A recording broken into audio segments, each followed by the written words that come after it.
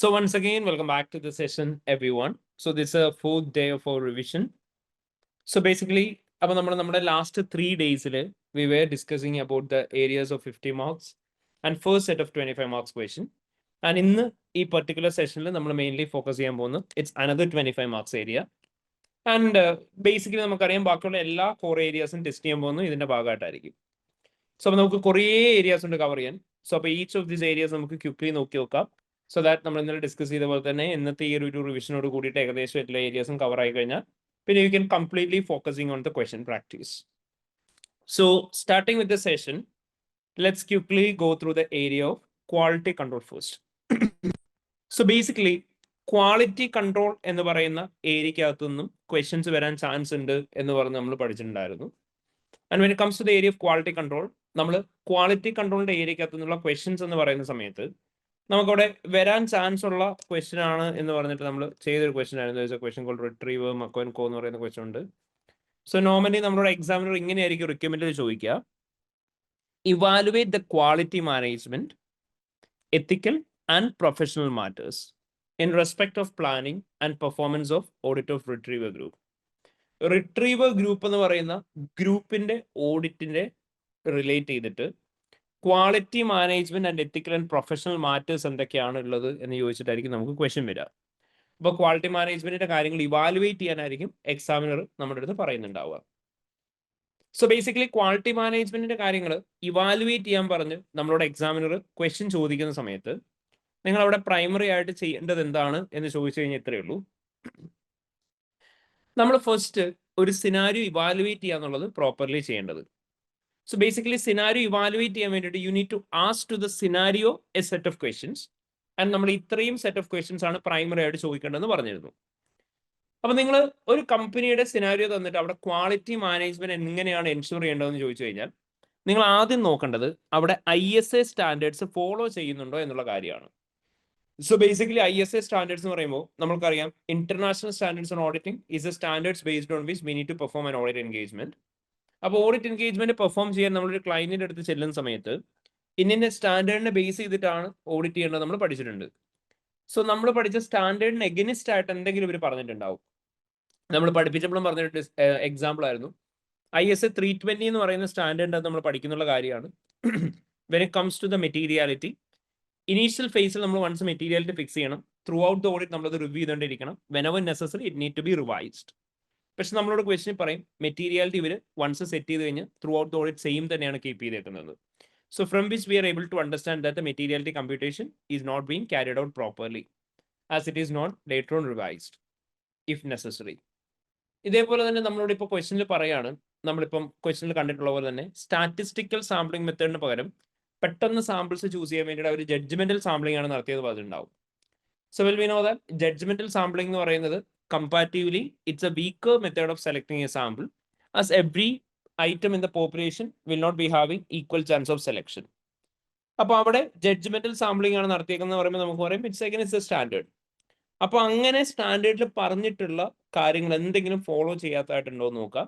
It effects A quality. രണ്ട്, നിങ്ങൾ നോക്കേണ്ടത് ഓരോ വർക്കും അസൈൻ ചെയ്ത് കൊടുത്തേക്കുന്ന അപ്രോപ്രിയേറ്റ് ലെവൽ ഓഫ് സ്റ്റാഫിന് തന്നെയാണോ എന്നുള്ളത് നോക്കണം എന്ന് പറഞ്ഞു. നമ്മളോട് പറഞ്ഞിട്ടുണ്ടായി ജഡ്ജ്മെന്റൽ ഏരിയാസ് ഒക്കെ ചിലപ്പോൾ ജൂനിയേഴ്സ് ആണ് ചെയ്യുന്നതെന്ന് പറഞ്ഞിട്ടുണ്ടാവും. ഗോയിങ് കൺസേൺ പോലത്തെ ജഡ്ജ്മെന്റൽ ഏരിയാസ് ആയിരിക്കാം, മെറ്റീരിയാലിറ്റി ഡിറ്റർമൈൻ ചെയ്തേക്കുന്നതായിരിക്കാം. അങ്ങനെയുള്ള ജഡ്ജ്മെന്റൽ ഏരിയാസ് എല്ലാം ഹയസ്റ്റ് എൻഗേജ്മെന്റ് ടീം മെമ്പേഴ്സ് മാത്രമേ ഫോളോ ചെയ്യാനായിട്ട് പാടുള്ളൂ. അങ്ങനെ അല്ലാത്ത കാര്യങ്ങൾ എന്തെങ്കിലും അപ്രോപ്രിയേറ്റ് ലെവൽ ഓഫ് സ്റ്റാഫിന് വർക്ക് അലൊക്കേറ്റ് ചെയ്ത് കൊടുക്കണമെന്ന് നോക്കുക.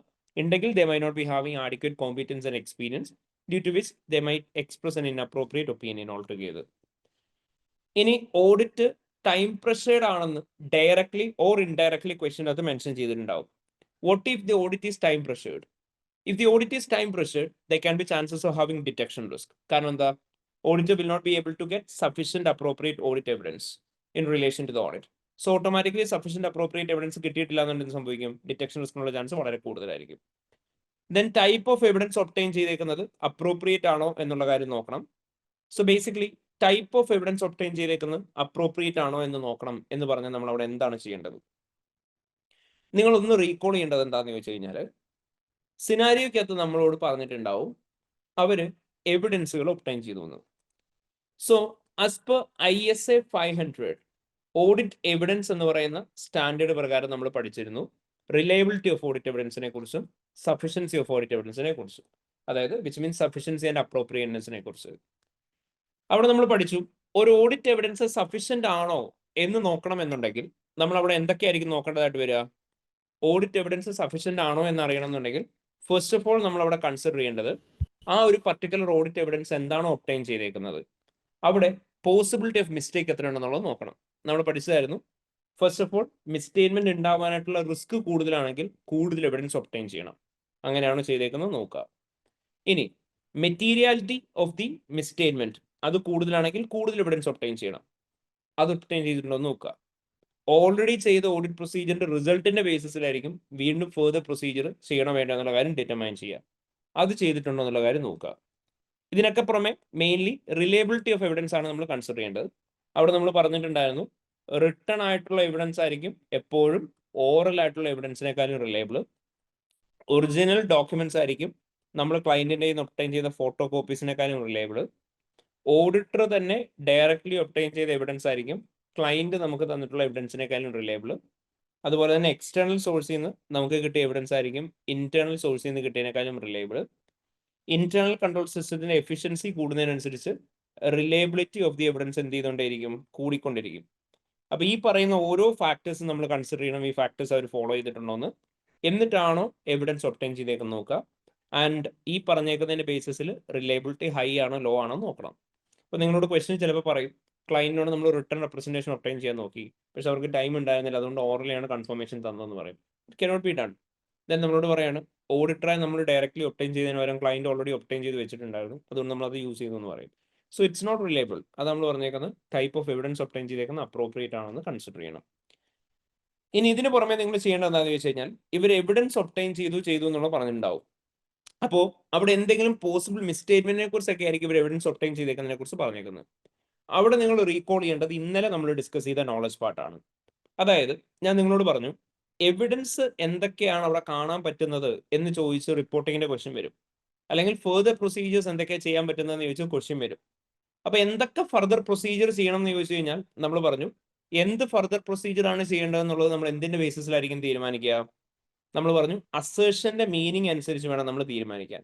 അതായത് ഇപ്പോൾ നമ്മുടെ ഫിനാൻഷ്യൽ സ്റ്റേറ്റ്മെന്റ്സിന്റെ അകത്ത് ഒരു മിസ്റ്റേറ്റ്മെന്റ് ഉള്ളതിനെ കുറിച്ച് പറഞ്ഞിട്ടുണ്ട്, അല്ലെ പോസിബിൾ മിസ്റ്റേറ്റ്മെന്റിനെ കുറിച്ച്. അതുമായിട്ട് റിലേറ്റ് ചെയ്ത് എവിഡൻസ് ഒബ്ടൈൻ ചെയ്തെന്നൊക്കെ ആയിരിക്കും പറയാം. P&L എലമെന്റ് ആണെന്നുണ്ടെങ്കിൽ നമുക്കറിയാം അത് ക്ലാസ് ഓഫ് ട്രാൻസാക്ഷൻ ആണ്. ആൻഡ് ക്ലാസ് ഓഫ് ട്രാൻസാക്ഷൻ അസേർഷൻസ് ഓരോന്നും ഫുൾഫിൽ ചെയ്യണം. അപ്പൊ ഈ അസേർഷൻസ് ഫുൾഫിൽ ചെയ്യാൻ വേണ്ടിയിട്ടുള്ള എവിഡൻസുകൾ ഇവർ ഒബ്ടൈൻ ചെയ്തിട്ടുണ്ടോ എന്ന് നോക്കുക.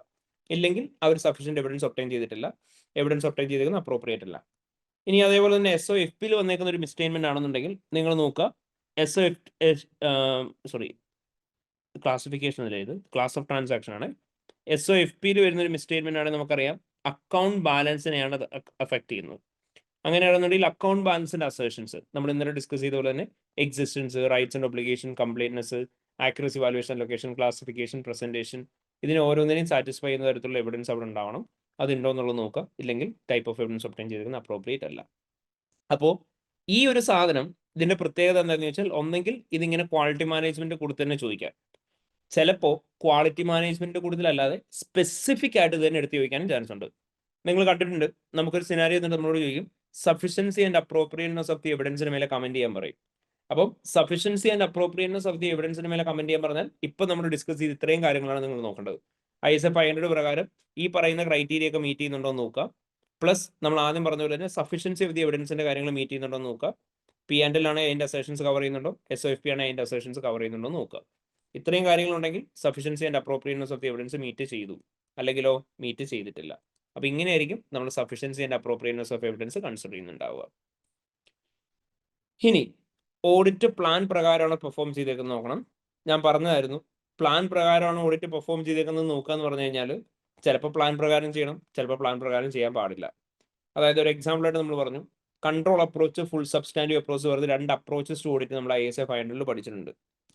അവിടെ നമ്മൾ പറഞ്ഞു കൺട്രോൾ അപ്രോച്ച് എന്ന് പറഞ്ഞാൽ ഒരു കമ്പനിയുടെ ഇന്റേണൽ കൺട്രോൾ സിസ്റ്റം സ്ട്രോങ് ആയിരിക്കുമ്പോൾ ഓഡിറ്ററായി നമ്മൾ കമ്പനിയുടെ ഇന്റേണൽ കൺട്രോൾ സിസ്റ്റത്തിന്റെ മേലെ റിലേ ചെയ്യും, എന്നിട്ട് വളരെ കുറച്ച് മാത്രം സബ്സ്റ്റാൻറ്റീവ്സ് പെർഫോം ചെയ്യും. ഇതാണ് കൺട്രോൾ അപ്രോച്ച് എന്ന് പറയാം. അതേ സ്ഥാനത്ത് സബ്സ്റ്റാൻറ്റീവ് അപ്രോച്ച് എന്ന് പറയുമ്പോൾ we will not rely on a company's internal control system as it's considered as weak. So we will completely focus on performing substantive procedures. അതാണ് full substantive approach എന്ന് പറയുക. നിങ്ങളോട് ക്വസ്റ്റനിൽ പറഞ്ഞേക്കാണ് auditor have decided to perform the audit in control approach. Later on ക്വസ്റ്റൻ്റെ അകത്തെ സിനാരിയോയിൽ പറയുന്നുണ്ട് മൾട്ടിപ്പിൾ ഡെഫിഷ്യൻസീസ് കൺട്രോൾസിൽ നമ്മൾ കണ്ടു എന്ന് ഓഡിറ്റ് ചെയ്തുകൊണ്ടിരുന്നപ്പോൾ. But still auditor same control approach തന്നെ ഓഡിറ്റ് ചെയ്തു എന്ന് പറയുകയാണ്, which is inappropriate because in that case plan need to be revise to substantive approach. അതേ സ്ഥലത്ത് നമ്മളോട് പറയാണ് സബ്സ്റ്റാൻറ്റീവ് അപ്രോച്ച് ആണ് ഓൾറെഡി ചൂസ് ചെയ്തതെന്ന് പറഞ്ഞു. ആൻഡ് കാരണം ഇന്റേണൽ കൺട്രോൾ വീക്ക് ആണ് എന്നുള്ളത് ഓൾറെഡി കൺക്ലൂഡഡ് ആണെന്ന് പറഞ്ഞു. ലേറ്റർ ഓൺ പറയാണ് ടൈം അവൈലബിലിറ്റി കുറവാണ്, അതുകൊണ്ട് കൺട്രോൾ അപ്രോച്ച് ചെയ്യാമെന്ന് തീരുമാനിച്ചു എന്ന്. ആ കേസിൽ നമുക്ക് പ്ലാൻ റിവൈസ് ചെയ്യാൻ പാടില്ല. ബട്ട് റിവൈസ് ചെയ്തു എന്നാണ് പറയുന്നതെങ്കിൽ ദാറ്റ്സ് എ ഇൻഅപ്രോപ്രിയേറ്റ് തിങ്. അത് നമ്മൾ പറഞ്ഞ് ചിലപ്പോൾ പ്ലാൻ റിവൈസ് ചെയ്യുന്നതായിരിക്കും അപ്രോപ്രിയേറ്റ്, ചിലപ്പോൾ പ്ലാൻ റിവൈസ് ചെയ്യാതെ അതിനെ ഫോളോ ചെയ്യുന്നതായിരിക്കും അപ്രോപ്രിയേറ്റ്.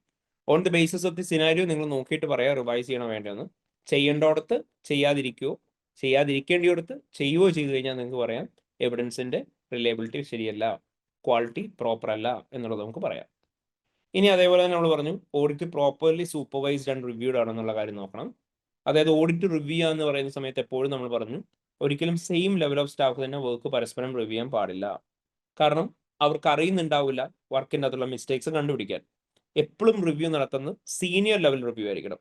അതായത് ഒരു ഇന്റേൺ ചെയ്ത വർക്ക് അവരുടെ മേലുള്ള സ്റ്റാഫ് റിവ്യൂ ചെയ്യണം, സ്റ്റാഫ് ചെയ്ത വർക്ക് അവരുടെ മേലുള്ള സീനിയേഴ്സ് റിവ്യൂ ചെയ്യണം, സീനിയേഴ്സ് ചെയ്തവർക്ക് അസിസ്റ്റന്റ് മാനേജേഴ്സ് ആയിരിക്കും റിവ്യൂ ചെയ്യുന്നുണ്ടാവുക, അവർ ചെയ്തവർക്ക് മാനേജേഴ്സ് റിവ്യൂയും സീനിയർ മാനേജർ റിവ്യൂയും ED റിവ്യൂയും അതിനുശേഷം മേലോട്ട് പോയി കീ ഓഡിറ്റ് പാർട്ണർ റിവ്യൂയും ദെൻ എൻഗേജ്മെന്റ് പാർട്ണർ റിവ്യൂയും and finally quality control റിവ്യൂയും.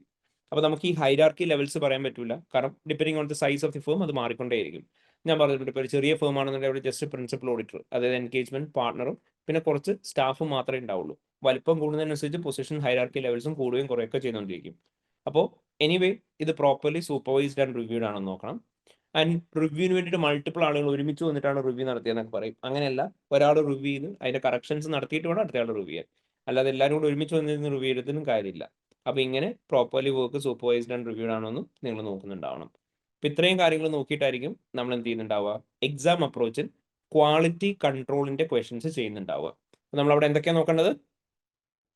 ISA follow ചെയ്തിട്ടുണ്ടോ നോക്കുക, അപ്രോപ്രിയേറ്റ് ലെവൽ ഓഫ് സ്റ്റാഫിനെ കൊണ്ട് തന്നെ വർക്ക് ചെയ്യിച്ചേക്ക് നോക്കുക, ടൈം പ്രഷർഡ് ആയിരുന്നു നോക്കുക, ടൈപ്പ് ഓഫ് എവിഡൻസ് അപ്രോപ്രിയേറ്റ് ആയിരുന്നു നോക്കുക, പ്ലാൻ പ്രകാരമാണ് ഓഡിറ്റ് പെർഫോം ചെയ്തേക്ക് നോക്കണം, ഓഡിറ്റ് പ്രോപ്പർലി സൂപ്പർവൈസ്ഡ് ആണോ റിവ്യൂഡ് ആണോ എന്നുള്ള കാര്യം കൺസിഡർ ചെയ്യുന്നുണ്ടാവണം. ആൻഡ് നമ്മളിപ്പോൾ ഒരു ജസ്റ്റ് ഒരു എക്സാമ്പിൾ ആയിട്ട് പറഞ്ഞു കഴിഞ്ഞാൽ നമ്മൾ ക്ലാസ്സിൽ പ്രാക്ടീസ് ചെയ്ത ഒരു ക്വസ്റ്റ്യൻ തന്നെയായിരുന്നു റിട്രീവർ എന്ന് പറയുന്ന ക്വസ്റ്റ്യൻ. അപ്പം ഈ ക്വസ്റ്റ്യനിൽ നമ്മളോട് ഇങ്ങനെ ഇവിടെ പറഞ്ഞേക്കാണ് 2 of the juniors were given the task of auditing trade payables and going concern. The audit manager asked us to review each other's work as it would be a good training for us, and he did not have the time to review everything. നമ്മളോട് ഇവിടെ പറഞ്ഞിട്ടുണ്ട് 2 ജൂനിയേഴ്സിൻ്റെ അടുത്ത് ചോദിച്ചേക്കാണ് trade പേബിൾസിൻ്റെയും going കൺസേണിൻ്റെ audit ഇവരോട് ചെയ്തു കൊടുക്കാവുന്നു. And നമ്മളോട് പറഞ്ഞു ഇവരുടെ juniors ആണ്, ജൂനിയേഴ്സിനോട് പറയാണ് നിങ്ങൾ തന്നെ പരസ്പരം വർക്ക് റിവ്യൂ ചെയ്താൽ മതി, മാനേജർക്കെല്ലാം റിവ്യൂ ചെയ്യാനുള്ള സമയം ഉണ്ടാവില്ല, ഇവർക്ക് നല്ല ട്രെയിനിങ് ആയിരിക്കും എന്ന്. അപ്പം ഇതാണ് നിങ്ങൾ പറയേണ്ടത്. നിങ്ങൾ ആ ഇഷ്യൂ എന്താണെന്നുള്ളത് ജസ്റ്റ് പിക്ക് ചെയ്യുക, അത് എന്തുകൊണ്ടാണ് ഇഷ്യൂ ആവുന്നത് എന്നുള്ള കാര്യം എക്സ്പ്ലെയിൻ ചെയ്യുക ഓൺ വേർഡ്സിൽ. അത്രയും ചെയ്താൽ മതി. ആൻഡ് എന്താണ് ശരിക്കും ചെയ്യേണ്ടതെന്നുള്ളതും പറയാം. അപ്പോൾ ഇവിടെ എന്താ പറഞ്ഞേക്കുന്നത്, trade payables and going concern ഓഡിറ്റും കൊടുത്തേക്കുന്നത് ജൂനിയേഴ്സിനാണ്. നമുക്ക് എന്താ പറയാൻ പറ്റുക, നിങ്ങൾക്ക് മെൻഷൻ ചെയ്യാം the juniors were asked to perform the audit tasks relating to the trade payables and going concern. However, these are one of the key areas of the auditing, especially considering the going concern. Going concern should be audited only by senior members of the engagement team, as it consists of a lot of assumption, and it is a fundamental assumption on the basis of which the financial statements are prepared. And the juniors might not be having adequate expertise and knowledge to value the judgments relating to going concern, due to which there can be chances that they might reach inappropriate conclusion, resulting in providing an inappropriate opinion on the financial statements. Then അടുത്ത നിങ്ങൾ heading കൊടുക്കുക review of work. എന്നിട്ട് നിങ്ങൾ അവിടെ എന്താ പറയണ്ടേ, the audit manager have asked the juniors to review each other's work. However, the junior staff members will not be having appropriate level of knowledge to review other person's work, and this may result in not identifying the misstatements that were there in the works carried out by the juniors, due to which there can be chances that they might provide inappropriate opinion in relation to this as well. Clear ayo? Yes, sir. Clear? Okay.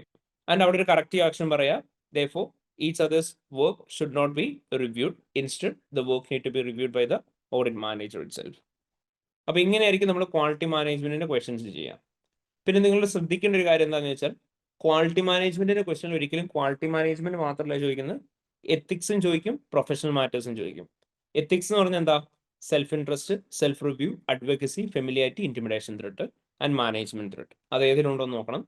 Professional matters എന്ന് പറഞ്ഞാൽ that will B against the fundamental ethical principles, which will means that will be against the integrity of the auditor, objectivity of the auditor, then confidentiality, professional competence and due care, professional behavior. Auditor എന്തെങ്കിലും intentionally കള്ളത്തരം കാണിക്കുന്ന പോലെയുള്ള കാര്യങ്ങൾ സിനാരിയോയിൽ പറഞ്ഞു കഴിഞ്ഞാൽ that will always be against the integrity of the auditor. ഓഡിറ്ററിന്റെ ജഡ്ജ്മെന്റിനെ എങ്ങനെയെങ്കിലും രീതിയിൽ ഇൻഫ്ലുവൻസ് ചെയ്യാൻ പറ്റിക്കഴിഞ്ഞാൽ, അതായത് ഏതെങ്കിലും എത്തിക്കൽ ത്രെട്ട് ഉണ്ടായി കഴിഞ്ഞാൽ that will be against the objectivity of the auditor. Professional competence and due care, auditor എന്തെങ്കിലും തെറ്റായ ട്രീറ്റ്മെന്റ് പറഞ്ഞു കൊടുക്കുമോ, ഓഡിറ്റർക്ക് പ്രോപ്പർ നോളജ് ഇല്ലാന്ന് കാണിക്കുകയോ വരുന്ന സാഹചര്യങ്ങളിലെല്ലാം professional competence and due care ആയിരിക്കും. ഓഡിറ്റർ എന്തെങ്കിലും ക്ലയന്റിൻ്റെതായ ഇൻഫർമേഷൻസ് മറ്റാരുടെയെങ്കിലും പറയുമോ, ക്ലയന്റിന്റെ ഓഡിറ്റിന് വേണ്ടിയിട്ട് വാങ്ങിയ ഇൻഫർമേഷൻ വേറെ എന്തെങ്കിലും വേണ്ടിയിട്ട് യൂസ് ചെയ്യുന്നതിനെ കുറിച്ച് പറഞ്ഞു കഴിഞ്ഞാൽ that will be against the confidentiality of the auditor. Then again ക്ലയന്റിന്റെ അടുത്ത് ഓഡിറ്റ് ചെയ്യാൻ പോകുന്ന സമയത്ത് നമ്മൾ എന്തെങ്കിലും ലോ ആൻഡ് റെഗുലേഷൻസ് വയലേറ്റ് ചെയ്യുകയോ പ്രൊഫഷണൽ ബോഡീനെ ഡിസ്ക്രെഡിറ്റ് ചെയ്യുന്ന പോലത്തെ കാര്യങ്ങൾ ഉണ്ടാവുകയോ ചെയ്യുകയാണെങ്കിൽ that will be against the professional behaviour. So these are the professional matters. So quality control questions will be consisting of quality management, ethical and professional matters. So you need to trace each one of these. So ഇങ്ങനെയായിരിക്കും നിങ്ങൾക്ക് quality മാനേജ്മെന്റിന്റെ questions വരുന്നുണ്ടാവുക. Is that clear everyone? Yes, sir. Perfect. ഇനി quality management പോലെ തന്നെ നമുക്ക് appraisal നടത്താനായിട്ടുള്ള ഒരു area ആയിരുന്നു അഡ്വർടൈസ്മെന്റ് ആൻഡ് പബ്ലിസിറ്റി എന്ന് പറയുന്ന ഏരിയ. നമ്മളവിടെ പഠിച്ചു ACC റൂൾ ബുക്ക് പ്രകാരം നിങ്ങൾക്ക് നിങ്ങളുടെ സർവീസസ് അഡ്വർടൈസ് ചെയ്യാം. ബട്ട് നമ്മൾ പഠിച്ച കണ്ടീഷൻ ഇതായിരുന്നു, whenever you give an advertisement it should not be in such a way that may discredit other professionals, അല്ലെങ്കിൽ ACCയെ or accounting professionals a whole discredit ചെയ്യുന്ന രീതിയിൽ ആവരുത് അഡ്വർടൈസ്മെന്റ് എന്ന് മാത്രമേ ഉണ്ടായിരുന്നുള്ളൂ. അതുകൊണ്ട് തന്നെ നമ്മൾ പറഞ്ഞു ദ എയിം ഓഫ് അഡ്വർടൈസ്മെന്റ് എന്ന് പറഞ്ഞാൽ എന്തായിരിക്കും, ബാക്കിയുള്ളവരെ ഇൻഫോം ചെയ്യാൻ വേണ്ടിയിട്ടായിരിക്കണം about the services which we offer rather than impressing others. And നമ്മൾ പറഞ്ഞു അഡ്വർടൈസ്മെന്റ് നടത്തുന്ന സമയത്ത് നമ്മുടെ പ്രാക്ടീസ് നെയിം ആൻഡ് ഡിസ്ക്രിപ്ഷന്റെ മേലെ കുറേ റെസ്ട്രിക്ഷൻസ് ഉണ്ട്. ഫസ്റ്റ് ഓഫ് ഓൾ നമ്മൾ പറഞ്ഞു ACC മെമ്പർ ആണ് നിങ്ങളെന്നുണ്ടെങ്കിൽ നിങ്ങളുടെ പേരിന്റെ കൂട്ടത്തിൽ ചാർട്ടേഡ് സർട്ടിഫൈഡ് അക്കൗണ്ടന്റ് എന്നോ സർട്ടിഫൈഡ് അക്കൗണ്ടന്റ് എന്നോ ACC എന്നോ, ഒരു ഫെല്ലോ മെമ്പർ ആണെങ്കിൽ FCC എന്നോ ഉള്ള ടേംസ് നിങ്ങൾക്ക് വയ്ക്കാം. ബട്ട് നിങ്ങൾ ഒരു രജിസ്റ്റേർഡ് കമ്പനി ആണെന്നുണ്ടെങ്കിൽ കമ്പനിയുടെ നെയിമിന്റെ കൂട്ടത്തിലോ വെബ്സൈറ്റിന്റെ കൂട്ടത്തിലോ ഇമെയിൽ IDയിലോ ഒന്നും ACC എന്നുള്ള ടേം യൂസ് ചെയ്യാൻ പാടില്ല. ബട്ട് നിങ്ങളൊരു ഫേം ആണ്. What makes the difference between a company and a firm? Firm will be a partnership. Company will be a registered entity. അപ്പോൾ ഒരു ഫേം ആണ് നിങ്ങളെന്നുണ്ടെങ്കിൽ നിങ്ങൾക്ക് വേണമെങ്കിൽ firm of chartered certified accountants എന്നോ സർട്ടിഫൈഡ് അക്കൗണ്ടൻസ് എന്നോ ACC പ്രാക്ടീസ് എന്നുള്ള term use ചെയ്യാം. ബട്ട് നമ്മൾ പറഞ്ഞു ഹാഫ് ഓഫ് ദി പാർട്ട്നേഴ്സ് ആരായിരിക്കണം, ACC മെമ്പേഴ്സ് ആയിരിക്കണം. ആൻഡ് അറ്റ്ലീസ്റ്റ് 51% മേലെ വോട്ടിംഗ് റൈറ്റും ഇവർക്ക് ഉണ്ടാവണം. അതുപോലെ തന്നെ നമ്മുടെ ഫേമിലെ എല്ലാവരും ACC മെമ്പേഴ്സ് ആണെങ്കിൽ members of association of chartered certified accountants professional സ്റ്റേഷനറിയിൽ വയ്ക്കാം. ദെൻ നമ്മൾ പറഞ്ഞു മിക്സഡ് ഫേം ആണെങ്കിൽ partners of this firm members of either, ഏതൊക്കെയാണ് പ്രൊഫഷണൽ ബോഡീസ് അതിന്റെ പേര് വേണം പറയാൻ. അതേപോലെ തന്നെ ACCയുടെ ലോഗോ യൂസ് ചെയ്യുന്നതായിട്ട് റിലേറ്റ് ചെയ്ത് നമ്മൾ പറഞ്ഞു അറ്റ്ലീസ്റ്റ് ഒരാളെങ്കിലും ACC മെമ്പർ ആയിട്ടുണ്ടെങ്കിൽ നിങ്ങൾക്ക് ലോഗോ യൂസ് ചെയ്യാം. ACCയുടെ ലോഗോയും ഫേമിന്റെ ലോഗോയും സെപ്പറേറ്റ് ആയിരിക്കണം. ACCയുടെ ലോഗോയുടെ പൊസിഷനും സൈസും കളറും എല്ലാം ACCയുടെ ലോഗോ ആണെന്ന് തന്നെ ക്ലിയർലി റെക്കഗ്നൈസ് ചെയ്യാൻ പറ്റുന്നതായിരിക്കണം. അത് നമുക്ക് ACCയുടെ വെബ്സൈറ്റിൽ നിന്ന് ലോഗോ ഡൗൺലോഡ് ചെയ്യാമെന്ന് പറഞ്ഞു. ഇനി നെയിം ഓഫ് പ്രാക്ടീസിങ് ഫേം നമ്മൾ പറഞ്ഞു പ്രാക്ടീസിങ് ഫേമിന്റെ പേര് പ്രൊഫഷന്റെ ഡിഗ്നിറ്റി ആയിട്ട് ചേർന്ന പേരായിരിക്കണം. അത് മിസ്ലീഡിങ് ആവാൻ പാടില്ല. ഓൾറെഡി ഉള്ള ഒരു ഫേമിന്റെ പേരുമായിട്ട് കൺഫ്യൂസിങ് ആവാൻ പാടില്ല. അത് നിങ്ങളൊരു സോൾ പ്രാക്ടീഷണർ ആണ്, വേറെ ആരും നിങ്ങളുടെ കൂട്ടത്തിൽ ഫേമിലില്ല. അങ്ങനെയാണെങ്കിൽ ആൻഡ് പാർട്ട്നേഴ്സ് എന്നുള്ളത് ഫേമിന്റെ കൂട്ടത്തിൽ യൂസ് ചെയ്യാൻ പാടില്ല. വിച്ച് മീൻസ് സോൾ പ്രാക്ടീഷണർ ആണെന്നുണ്ടെങ്കിൽ ഫേമിന്റെ കൂട്ടത്തിലല്ല, നിങ്ങളുടെ പേരിന്റെ കൂട്ടത്തിൽ. അലൻ എന്ന് പറയുന്ന സോൾ പ്രാക്ടീഷണർ ആയിട്ടാണ് നിങ്ങൾ വർക്ക് ചെയ്തുകൊണ്ടിരിക്കുന്നത്. അപ്പോൾ അലൻ ആൻഡ് പാർട്ട്നേഴ്സ് എന്നുള്ള ടേം യൂസ് ചെയ്യാൻ പാടില്ല. ഇത്രയായിരുന്നു നമ്മൾ അഡ്വർടൈസ്മെന്റിൽ റൂൾസ് പഠിച്ചിട്ടുണ്ടായിരുന്നത്. നിങ്ങൾക്ക് അഡ്വർടൈസ്മെന്റിനെ ബേസ് ചെയ്തിട്ടുള്ള ക്വസ്റ്റ്യൻസ് വരും. സോ ബേസിക്കലി നമ്മൾ അതിന് വേണ്ടിയിട്ട് പ്രാക്ടീസ് ചെയ്തിരുന്ന ഒരു ക്വസ്റ്റ്യൻ ഉണ്ടായിരുന്നു, സാൻസിയോ എന്ന് പറയുന്ന ക്വസ്റ്റ്യൻ. സോ ബേസിക്കലി ഇങ്ങനെയായിരിക്കും നിങ്ങൾക്ക് റിക്വയർമെന്റ് വരുന്നുണ്ടാവുക. Using the information contained in exhibit 1, comment on suitability of the advertisement, discussing ethical and professional issues raised. അപ്പോൾ നിങ്ങളോട് പറഞ്ഞേക്കാണ് നിങ്ങൾക്ക് എക്സിബിറ്റ് 1-ൽ തന്നേക്കുന്ന ഇൻഫർമേഷൻ യൂസ് ചെയ്ത് ഇവിടെ പറഞ്ഞേക്കുന്ന അഡ്വർടൈസ്മെന്റ് അവിടെ അഡ്വർടൈസ്മെന്റ് സ്യൂട്ടബിൾ ആണോ എന്നുള്ള കാര്യം കമന്റ് ചെയ്യണം. സെയിം as that അഡ്വർടൈസ്മെന്റുമായിട്ട് റിലേറ്റ് ചെയ്ത് വരുന്ന എത്തിക്കൽ ആൻഡ് പ്രൊഫഷണൽ ഇഷ്യൂസ് എന്തൊക്കെയാണോ അതും എന്തൊക്കെയാണെന്നുള്ളത് ചോദിച്ചിട്ടുണ്ട്. അപ്പൊ ഇവിടെ നിങ്ങൾക്ക് അഡ്വർടൈസ്മെന്റ് തന്നിട്ടുണ്ട്. അപ്പൊ ആദ്യം നിങ്ങൾ എന്ത് ചെയ്യണം, ഈ അഡ്വർടൈസ്മെന്റ് മൊത്തം ക്രിട്ടിക്കലി അപ്രൈസ് ചെയ്യണം. വേർഡ് ടു വേർഡ് വായിച്ച് നോക്കുക നമ്മളിപ്പോൾ പഠിച്ച റൂൾസിന് എന്തിനേലും എഗനിസ്റ്റ് ആയിട്ട് വന്നിട്ടുണ്ടോ എന്ന്. And same as that advertisement മാത്രമല്ല എത്തിക്കൽ ആൻഡ് പ്രൊഫഷണൽ ഇഷ്യൂസ് ആണ് ചോദിച്ചിരിക്കുന്നത്. സോ നിങ്ങൾ കുറച്ച് മുന്നേ പറഞ്ഞ പോലെ തന്നെ നമ്മൾ കുറച്ച് മുന്നേ പറഞ്ഞ പോലെ തന്നെ എത്തിക്കൽ ഇഷ്യൂസും പറയണം, അവിടെ ഉണ്ടാകുന്ന പ്രൊഫഷണൽ ഇഷ്യൂസ് എന്നുള്ള പോസിബിലിറ്റിയും പറയണം. അപ്പൊ ഇങ്ങനെയായിരിക്കും അഡ്വർടൈസ്മെന്റ് ക്വസ്റ്റ്യൻസ് വരുന്നുണ്ടാവുക. ഇപ്പൊ ഇവിടെ നിങ്ങളോട് ഓൾറെഡി പറഞ്ഞിട്ടുണ്ട് ആർ&കോ എന്ന് പറയുന്ന ഫേമിന് 12 ഓഫീസും 30 പാർട്ട്നേഴ്സും ആണുള്ളത്. അതിൽ 10 പേര് ACCA മെമ്പേഴ്സ് ആണ് ഉള്ളതെന്ന് പറഞ്ഞു. നിങ്ങളുടെ അഡ്വർടൈസ്മെന്റ് തന്നിട്ടുണ്ട്. അപ്പൊ ഈ അഡ്വർടൈസ്മെന്റ് ആണ് നിങ്ങളോട് ക്രിട്ടിക്കലി അപ്രൈസ് ചെയ്യാനായിട്ട് പറഞ്ഞു തരുന്നത്. അപ്പൊ ഇവിടെ തന്നെ അവർ എന്ത് ചെയ്തിട്ടുണ്ട്, ആർ&കോ ചാർട്ടേഡ് സർട്ടിഫൈഡ് അക്കൗണ്ടൻസ് എന്ന് പറഞ്ഞ് മെൻഷൻ ചെയ്തിട്ടുണ്ട്. പക്ഷെ അവർ നമ്മളോട് ഇവിടെ പറഞ്ഞേക്കുന്നത് എന്താ, ഔട്ട് ഓഫ് 30 പാർട്ട്നേഴ്സ് എത്ര പേരെ ACCA മെമ്പേഴ്സ് ആയിട്ടുള്ളൂ? 10 പേര് മാത്രമേ ACCA മെമ്പേഴ്സ് ആയിട്ടുള്ളൂ. ബട്ട് നമ്മളിപ്പോൾ പഠിച്ച റൂൾ ആയിരുന്നു 30ൽ മോർ ദാൻ 50% ACCA മെമ്പേഴ്സ് ഉണ്ടെങ്കിൽ മാത്രമേ അവർക്ക് ചാർട്ടേഡ് സർട്ടിഫൈഡ് അക്കൗണ്ടൻസ് ഉള്ള ഫേമിന്റെ പേരിന്റെ അടുത്ത് വെക്കാൻ പറ്റുള്ളൂ. So that is not the case here. So it should not be use, that should be removed. അപ്പോൾ ഇവിടെ നിങ്ങൾക്ക് അപ്രോക്സിമേറ്റ്ലി 1 മാർക്ക് ആയിരിക്കും കിട്ടുക. അപ്പോൾ നിങ്ങൾ അതുകൊണ്ട് തന്നെ എന്താ തെറ്റ് എങ്ങനെ കറക്റ്റ് ചെയ്യണമെന്ന് മാത്രം പറഞ്ഞാൽ മതി. ഇവിടെ ഇപ്പോൾ നിങ്ങൾ പറയുക ചാർട്ടേഡ് സർട്ടിഫൈഡ് അക്കൗണ്ടൻസ് എന്നുള്ള ഹെഡിങ് കൊടുത്തു. എന്നിട്ട് നിങ്ങൾ പറയുക R and Co have used chartered certified accountant along with their name. However, in order to use this, the firm should be having at least 50% of their partners as ACCA members, and they should be having more than 15% of the voting right. However, in this case, there is only 10 partners as ACCA members out of the whole 30 partners. Therefore, they haven't met the criteria, and due to which chartered certified accountants should be removed from the name of ആർ&കോ. ഇതായിരിക്കും നമ്മളവിടെ പറയുന്നുണ്ടാവുക. ഇതുപോലെ തന്നെ നിങ്ങൾ 1 by 1 ഓരോ കാര്യങ്ങൾ evaluate ചെയ്യണം. ഇവിടെ എത്തിക്കൽ and professional ഇഷ്യൂസും consider ചെയ്യണം. അപ്പോൾ ഇവിടെ നിങ്ങളോട് ചോദിക്കുകയാണ് how you have enough of your accountant charging you too much for the poor quality services. So it's like discrediting other professionals. നിങ്ങൾ ചോദിക്കുകയാണ് അഡ്വർടൈസ്മെന്റിനകത്ത് നിങ്ങൾ വർക്ക് കൊടുക്കുന്ന ആളുകൾ പുവർ ക്വാളിറ്റി സർവീസ് എന്ന് നിങ്ങളിൽ നിന്ന് കുറെ കാശ് വാങ്ങി പോകുന്നുണ്ടോ. So it's like discrediting others in the profession. So it should not be done. കാരണം നമ്മൾ പറഞ്ഞു the aim of advertisement should be to inform others rather than impressing others, and advertisement should not be in a way that discredit others in the profession. And നിങ്ങൾ അവിടെ baseless ആയിട്ട് എന്തെങ്കിലും കാര്യങ്ങൾ പറയുന്നുണ്ടോ എന്ന് നോക്കുക. ഇവർ പറയുന്നത് most comprehensive range of finance services, leading tax team, അതൊക്കെ റീസണബിൾ ക്ലെയിം ആണെങ്കിൽ മാത്രമേ നമുക്ക് ഇൻക്ലൂഡ് ചെയ്യാൻ പറ്റുള്ളൂ. അപ്പോൾ അതേക്കുറിച്ച് നോക്കാൻ പറയാം. നമ്മൾ ഡീറ്റെയിൽഡ് ആയിട്ട് ക്ലാസ് വെച്ചിട്ട് ഈ ക്വസ്റ്റ്യൻ പ്രാക്ടീസ് ചെയ്തായിരുന്നു. അപ്പോൾ ഇതൊന്നും കൂടി നോക്കുക. അതേപോലെ തന്നെ എത്തിക്കൽ ഇഷ്യൂസും നോക്കണം. ഇവിടെ പറഞ്ഞേക്കാണ് അവർ free business advice to all new audit client ഇവർ കൊടുക്കുന്നത്. So free business advice to all new audit client എന്ന് പറയുമ്പോൾ എന്താണ്, it's a self review threat. കാരണം നമ്മൾ ചെയ്യാൻ പോകുന്ന ഓഡിറ്റ് ക്ലയന്റിന് ബിസിനസ് അഡ്വൈസ് കൊടുത്തു കഴിഞ്ഞാൽ they can be chances that it might affect the financial reporting of this company, and we will not be in a position to question this in case if we have given the advice. So it may result in self review threat. And നിങ്ങൾക്ക് അതിന് safeguard അവിടെ തന്നെ കൊടുക്കാം. You can mention that you have to consider whether it's a listed or a non-listed client. So in case of a non-listed client, നമുക്ക് എന്ത് ചെയ്യാനായിട്ട് പറ്റും, you can use separate engagement team, and for a listed client you cannot give that. So അത് mention ചെയ്യാൻ പറയാം. അപ്പൊ അങ്ങനെ ഓരോ കാര്യങ്ങളും ഇവാലുവേറ്റ് ചെയ്യുന്നതാണ് ക്രിട്ടിക്കൽ അപ്രൈസലിന്റെ ക്വസ്റ്റ്യൻ എന്ന് പറയാം ഫോർ അഡ്വർടൈസ്മെന്റ്. അപ്പൊ അഡ്വർടൈസ്മെന്റിന്റെ ക്രിട്ടിക്കൽ അപ്രൈസൽ ചെയ്യണമെന്നുണ്ടെങ്കിൽ you need to learn the advertisement related criterias plus you need to understand ethic and related area. അങ്ങനെയാണെങ്കിലാണ് നമുക്ക് അഡ്വർടൈസ്മെന്റിന്റെ ഏരിയ ക്ലിയർ ചെയ്യാൻ പറ്റുക. കാരണം അഡ്വർടൈസ്മെന്റിന്റെ ഏരിയയിൽ എപ്പോഴും advertisement ethical and professional issues ആയിരിക്കും ചോദിക്കുന്നുണ്ടാവുക. സോ ഞാൻ പറഞ്ഞ പോലെ തന്നെ എത്തിക്സിന്റെ നോട്ട്സ് നല്ലപോലെ വായിക്കാം. നമ്മൾ ഡിസ്കസ് ചെയ്ത നോട്ട്സ് അല്ല, നമ്മുടെ ഞാൻ നോട്ട്സ് ആയിട്ട് തന്ന ഓരോ എത്തിക്കൽ ത്രെഡ്സും സേഫ് ഗാർഡ്സിന്റെ എക്സാമ്പിൾ ഫയൽ. കാരണം എനിവേ നിങ്ങൾക്ക് അത് വെച്ച് തന്നെ നല്ല രീതിയിൽ പെർഫോം ചെയ്യാൻ പറ്റും. ബട്ട് ഓൺ വേർഡ്സിൽ തന്നെ സിനാനിയെ ബേസ് ചെയ്ത് എഴുതാനും നോക്കാം കേട്ടോ. ഓക്കെ, ക്ലിയർ അല്ലേ? എടാ നമ്മൾ ഓൾറെഡി പ്രാക്ടീസ് ചെയ്ത സെയിം ക്വസ്റ്റൻ ആണ്, പഠിച്ച സെയിം തിയറിയാണ്. അതുകൊണ്ടാണ് കേട്ടോ പെട്ടെന്ന് പറഞ്ഞു പോകുന്നത്. നമ്മൾ ക്ലാസ്സിൽ എടുക്കുന്ന പോലെ എടുക്കാൻ സമയമില്ല. കാരണം നമുക്ക് അഡ്വർടൈസ്മെന്റ് ഒക്കെ നമ്മൾ ഒരു ദിവസം എന്ന് പഠിച്ച ടോപ്പിക്കാണ്. അതാണ് നമ്മൾ 5 minutes റിവൈസ് ചെയ്യുന്നത്. അപ്പോൾ അതിൻ്റെതായ ഒരു റെസ്ട്രിക്ഷൻ ഉണ്ട്. But if you are not getting any specific point please let me know. നമുക്ക് അതൊന്നും കൂടെ പറയാം കേട്ടോ. ഓക്കെ, ഇനി ഫീസ് റിലേറ്റഡ് ആയിട്ട് നമ്മൾ പഠിച്ചിരുന്നു. Considering the audit fee. So when we determine the audit fee of A client company, അവിടെ നമ്മൾ പറഞ്ഞു ഫീസ് ഫെയർ ആൻഡ് റീസണബിൾ ആയിട്ട് ഓഡിറ്റർക്ക് തോന്നുന്ന എത്രയാണോ അത് ചാർജ് ചെയ്യാം. There is no issues with that.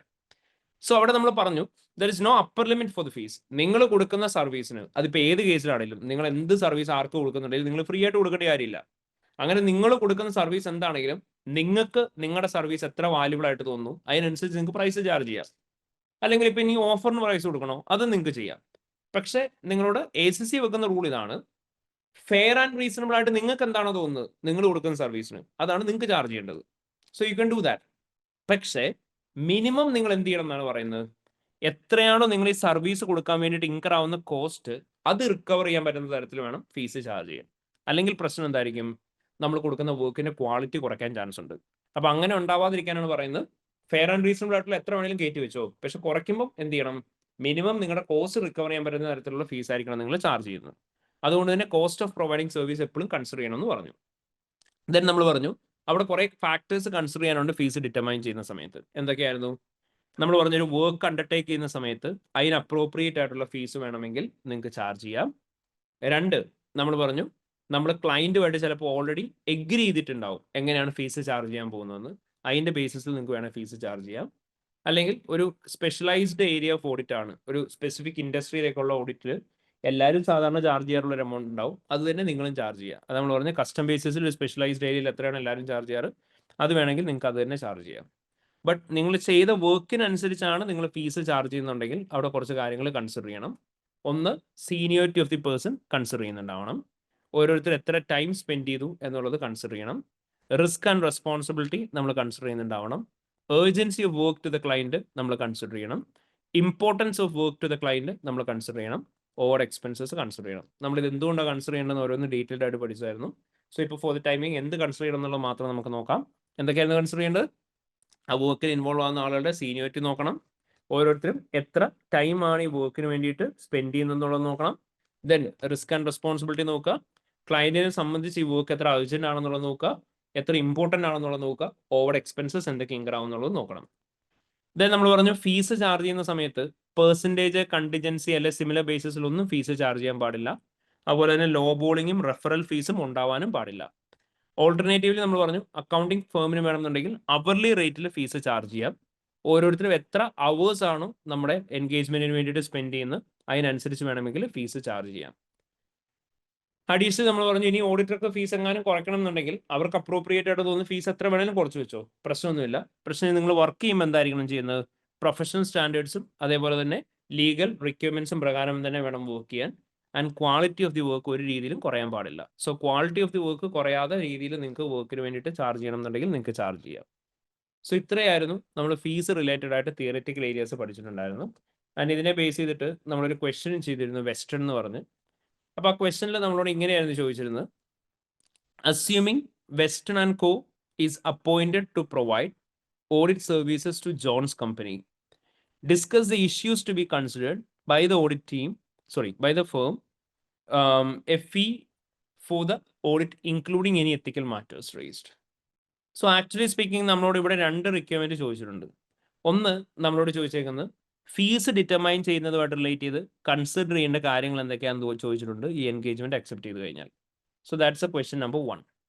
2, ethical issues ഇവിടെ എന്തൊക്കെയാണ് ഫീസ് ഡിറ്റർമൈൻ ചെയ്യുന്നതുമായിട്ട് റിലേറ്റ് ചെയ്തുള്ളതെന്ന് ചോദിച്ചിട്ടുണ്ട്. That's a question number 2. അപ്പോൾ ഇങ്ങനെ ചോദിക്കുന്ന സമയത്ത് എപ്പോഴും നോക്കാം എന്തൊക്കെയാണ് മാറ്റേഴ്സ് കൺസിഡർ ചെയ്യേണ്ടത് ഫീസ് ഡിറ്റർമൈൻ ചെയ്യുന്നതിന് മുന്നേ. അതാണ് നമ്മളിപ്പോൾ പറഞ്ഞ ഈ matters. These are the matters to consider before determining the fees. So that's A direct theoretical area. അതേ സ്ഥാനത്ത് നിങ്ങളോട് രണ്ടാമത് ചോദിച്ചത് എന്തായിരുന്നു, ഫീസ് ഡിറ്റർമൈൻ ചെയ്യുന്നതിനെ ബേസ് ചെയ്തുള്ള എത്തിക്കൽ ഇഷ്യൂ. അപ്പോൾ ഫീനെ ബേസ് ചെയ്തിട്ട് വരുന്ന എത്തിക്കൽ ഇഷ്യൂസ് മാത്രം നിങ്ങളോട് പറഞ്ഞാൽ മതി. അപ്പം ഇവിടെ ഇപ്പോൾ ഈ ഒരു പാരഗ്രാഫിൽ അവർ പറഞ്ഞിട്ടുണ്ട്, I'm hoping that the fees will be quite low, they are willing to pay more for the services which they consider beneficial for the business, they need to get a competitive fee എന്നൊക്കെ പറയുന്നുണ്ട്. അപ്പോൾ fees ഭയങ്കര കുറവാണ് അവർക്ക് വേണ്ടതെന്ന് പറഞ്ഞു കഴിഞ്ഞാൽ എന്തായി മാറും, it may result in low balling. Low balling is not allowed as it create self interest rate, നമ്മൾ പഠിച്ചിട്ടുണ്ട്. ആൻഡ് സെയിം ആസ് അവർ പറയാണ് they would like the fee to be link to the Jones company success in expanding overseas. അവർക്ക് Jones company ഓവർസീസിൽ expand ആവുന്ന സക്സസിനെ base ചെയ്ത് fees വെക്കാനാണ് താല്പര്യം എന്ന് പറഞ്ഞു. What does it mean? It's a contingency fee. So percentage ഒരു കണ്ടിജന്റ് ബേസിസുള്ള ഫീസ് അലൗഡ് അല്ല. So it cannot be done. അപ്പോൾ അതാണ് നമ്മൾ പറഞ്ഞ് ഇങ്ങനെ നമ്മൾ നോക്കി നോക്കുക നമുക്ക് എന്തെങ്കിലും തരത്തിലുള്ള ഇഷ്യൂസ് അവിടെ ഉണ്ടോ എന്ന്. സോ കോമ്പറ്റീവ് ഓഡിറ്റ് ഫീ ആണെന്ന് പറയുന്നു, അല്ലാന്നുണ്ടെങ്കിൽ ഇങ്ങനെ എന്തിനേലും ലിങ്ക് ചെയ്തിട്ടുള്ള ഫീസ് ആണെന്ന് പറയുന്നു. അപ്പോൾ നിങ്ങൾക്ക് എന്താ പറയാം, പെർസെൻറ്റേജ് അല്ലെങ്കിൽ കണ്ടിജന്റ് ബേസിസ് ഉള്ള ഫീസ് ഒന്നും അലൗഡ് അല്ല എന്ന് പറയാം. അപ്പോൾ ഇങ്ങനെ എത്തിക്കൽ ഇഷ്യൂസും ചോദിക്കുന്നുണ്ടാവും, അതേപോലെ തന്നെ ക്വാളിറ്റി മാനേജ്മെന്റ് റിലേറ്റഡ് ആയിട്ട് ഫീസിനെ ബേസ് ചെയ്തിട്ടുള്ള ഫാക്ടേഴ്സ് ടു കൺസിഡർ ചോദിക്കുന്നുണ്ടാവും. അപ്പോൾ ഇങ്ങനെയുള്ള കേസുകളിലായിരിക്കും നമ്മൾ ഈ ഫീസിന്റെ റിലേറ്റഡ് തിയറി യൂസ് ചെയ്യേണ്ടതായിട്ട് വരിക. അപ്പോൾ അതാണ് നമ്മൾ പറഞ്ഞ് ഫീസ് റിലേറ്റഡ് തിയറീസ് നിങ്ങൾക്ക് വരാതിരിക്കാം, വന്നാൽ ഇങ്ങനെയാണ് നിങ്ങൾ അപ്രോച്ച് ചെയ്യേണ്ടത്. നമ്മൾ ഈ ക്വസ്റ്റ്യൻ ഡീറ്റെയിൽ ആയിട്ട് ചെയ്തായിരുന്നു. ആരെങ്കിലും ഈ ക്വസ്റ്റ്യൻ ഓർമ്മയില്ല എന്നുണ്ടെങ്കിൽ ഒന്നുകൂടി ചെയ്ത് നോക്കണേ. ഓക്കെ സാറ്, ഇപ്പൊ നമ്മൾ ഒരാളെ റെഫർ ചെയ്താൽ അത് എത്തിക്കൽ ത്രെഡ് വല്ലതും ക്രിയേറ്റ് ചെയ്യുമോ? സെൽഫ് ഇൻട്രസ്റ്റഡ് വരും. നമ്മൾ അവരെ റെഫർ ചെയ്ത് കഴിഞ്ഞിട്ടുണ്ടെങ്കിൽ നമ്മൾ ആ പൈസ വാങ്ങിച്ചല്ലേ, അപ്പോൾ അതുകൊണ്ട് തന്നെ നമുക്ക് പിന്നീട് അവർക്ക് എഗൈൻസ്റ്റ് ആയിട്ട് സംസാരിക്കാൻ പറ്റാണ്ട് വരും. അപ്പോൾ ആ പൈസ കിട്ടിയ കാരണം കൊണ്ട് നമ്മൾ അവരെ സപ്പോർട്ട് ചെയ്തായിരിക്കും പറയുന്നുണ്ടാവുക. സോ ബിക്കോസ് ഓഫ് അവർ പേഴ്സണൽ ഇൻട്രസ്റ്റ്, അപ്പോൾ അതെന്താവും, സെൽഫ് ഇൻട്രസ്റ്റ് ഉണ്ടാവും. അതുകൊണ്ട് നമ്മൾ പറയുന്ന റെഫറൽ ഫീസ് അലൗഡ് അല്ല. ഓക്കെ, റെഫറൽ ഫീസ് അല്ല സാറേ, നമ്മുടെ ഉള്ളൊരു ക്ലയന്റ് വേറൊരു ക്ലയന്റിനോട് പറയണേ എനിക്കിങ്ങനെ ഒരു ഓഡിറ്റർ ഉണ്ട്, നിങ്ങളുടെ സർവീസസ് നിങ്ങൾക്ക് വല്ല സർവീസ് പുള്ളിയുടെ പറയുവാണ് ഓർഡർ ഉണ്ടെന്നുള്ള കംപ്ലീറ്റ്ലി ബേസ്ഡ് ഓൺ സിനാരിയോ. സിനാരിയോക്കകത്ത് പറഞ്ഞേക്കുന്ന കാര്യം നോക്കിയിട്ട് എത്തിക്കൽ ത്രെട്ട് എന്തെങ്കിലും ഉണ്ടോ എന്ന് നോക്കിയാൽ മതി. ഓക്കെ, എന്ത് കാര്യമാണെങ്കിലും നമ്മൾ എങ്ങനെയാണ് ജസ്റ്റിഫൈ ചെയ്യുന്നത് അങ്ങനെ ഇരിക്കും കേട്ടോ. അപ്പോൾ അവിടെ ത്രെട്ട് ഉണ്ടെന്ന് നിങ്ങൾക്ക് വേണേൽ പറയാം, ഇല്ലാന്ന് വേണേൽ പറയാം. നമ്മൾ ത്രെട്ട് ഉണ്ടെന്നായിരിക്കും എപ്പോഴും പറയുന്നുണ്ടാവുക. അത് എങ്ങനെയാണ് ത്രെട്ടായിട്ട് വരുന്നത് നമ്മുടെ പ്യൂർ കോമൺ സെൻസിലുള്ള ജസ്റ്റിഫിക്കേഷൻ ആയിരിക്കും. അതുകൊണ്ട് നമ്മളോട് പറഞ്ഞേക്കുന്നത് whatever you write will be getting mark, it should be a reasonable justification. അവർ പറയുന്നത് എന്താ, കറക്റ്റ് ജസ്റ്റിഫിക്കേഷൻ, അബ്സല്യൂട്ട് ജസ്റ്റിഫിക്കേഷൻ ആവണമെന്നില്ല, needs be a reasonable justification. ന്യായമായി എന്ത് പറഞ്ഞാലും നിങ്ങൾക്ക് മാർക്ക് കിട്ടും.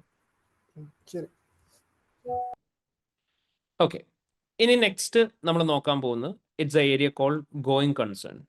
സോ ബേസിക്കലി ഗോയിങ് കൺസേൺ എന്ന് പറയുന്ന ഏരിയ ആണ് നമ്മൾ നോക്കാൻ പോകുന്നത്. So basically when it comes to the area of going concern, നിങ്ങളോട് ഇങ്ങനെയായിരിക്കും ക്വസ്റ്റ്യൻ ചോദിക്കുന്നുണ്ടാവുക, identify and explain matters which may cast significant doubt on companies ability to continues going concern. ഒരു കമ്പനി ഗോയിങ് കൺസേൺ ബേസിസിൽ continue ചെയ്ത് മുന്നോട്ട് പോകുന്ന സമയത്ത് ഈ കമ്പനിയുടെ ഗോയിങ് കൺസേൺ എബിലിറ്റിയിൽ നിങ്ങൾക്ക് ഡൗട്ട് എന്തെങ്കിലും തോന്നുന്നുണ്ടോ? നിങ്ങൾക്ക് തോന്നുന്ന കാര്യങ്ങൾ ഐഡന്റിഫൈ ചെയ്ത് എക്സ്പ്ലെയിൻ ചെയ്യാൻ വേണ്ടിയിട്ട് പറഞ്ഞു. അപ്പോൾ ഇറ്റ്സ് കംപ്ലീറ്റ്ലി നിങ്ങളുടെ തോന്നൽ. അപ്പോൾ നിങ്ങൾക്ക് എവിടെയൊക്കെയാണോ ഗോയിങ് കൺസേൺ ഇഷ്യൂ ഉണ്ടെന്ന് തോന്നുന്നു, നിങ്ങൾക്ക് ജസ്റ്റ് അതിനെ ഐഡന്റിഫൈ ചെയ്ത് നിങ്ങളുടെ ഓൺ വേർഡ്സിൽ എക്സ്പ്ലെയിൻ ചെയ്യുക എന്നുള്ളതാണ് ഇവിടെ ചെയ്യേണ്ടത്. സോ ഇവിടെ ഇപ്പോൾ ഈ സിനാരിയോ നോക്കിക്കഴിഞ്ഞാൽ നിങ്ങൾക്ക് ഈ സിനാരിയോയിൽ കുറേ കഥകൾ പറഞ്ഞിട്ടുണ്ട്. ഇപ്പോൾ ഇവർ പറയുകയാണ് ഇവർക്കൊരു ബാങ്ക് ലോൺ പുതുതായിട്ട് എടുക്കേണ്ടതായിട്ട് വന്നു.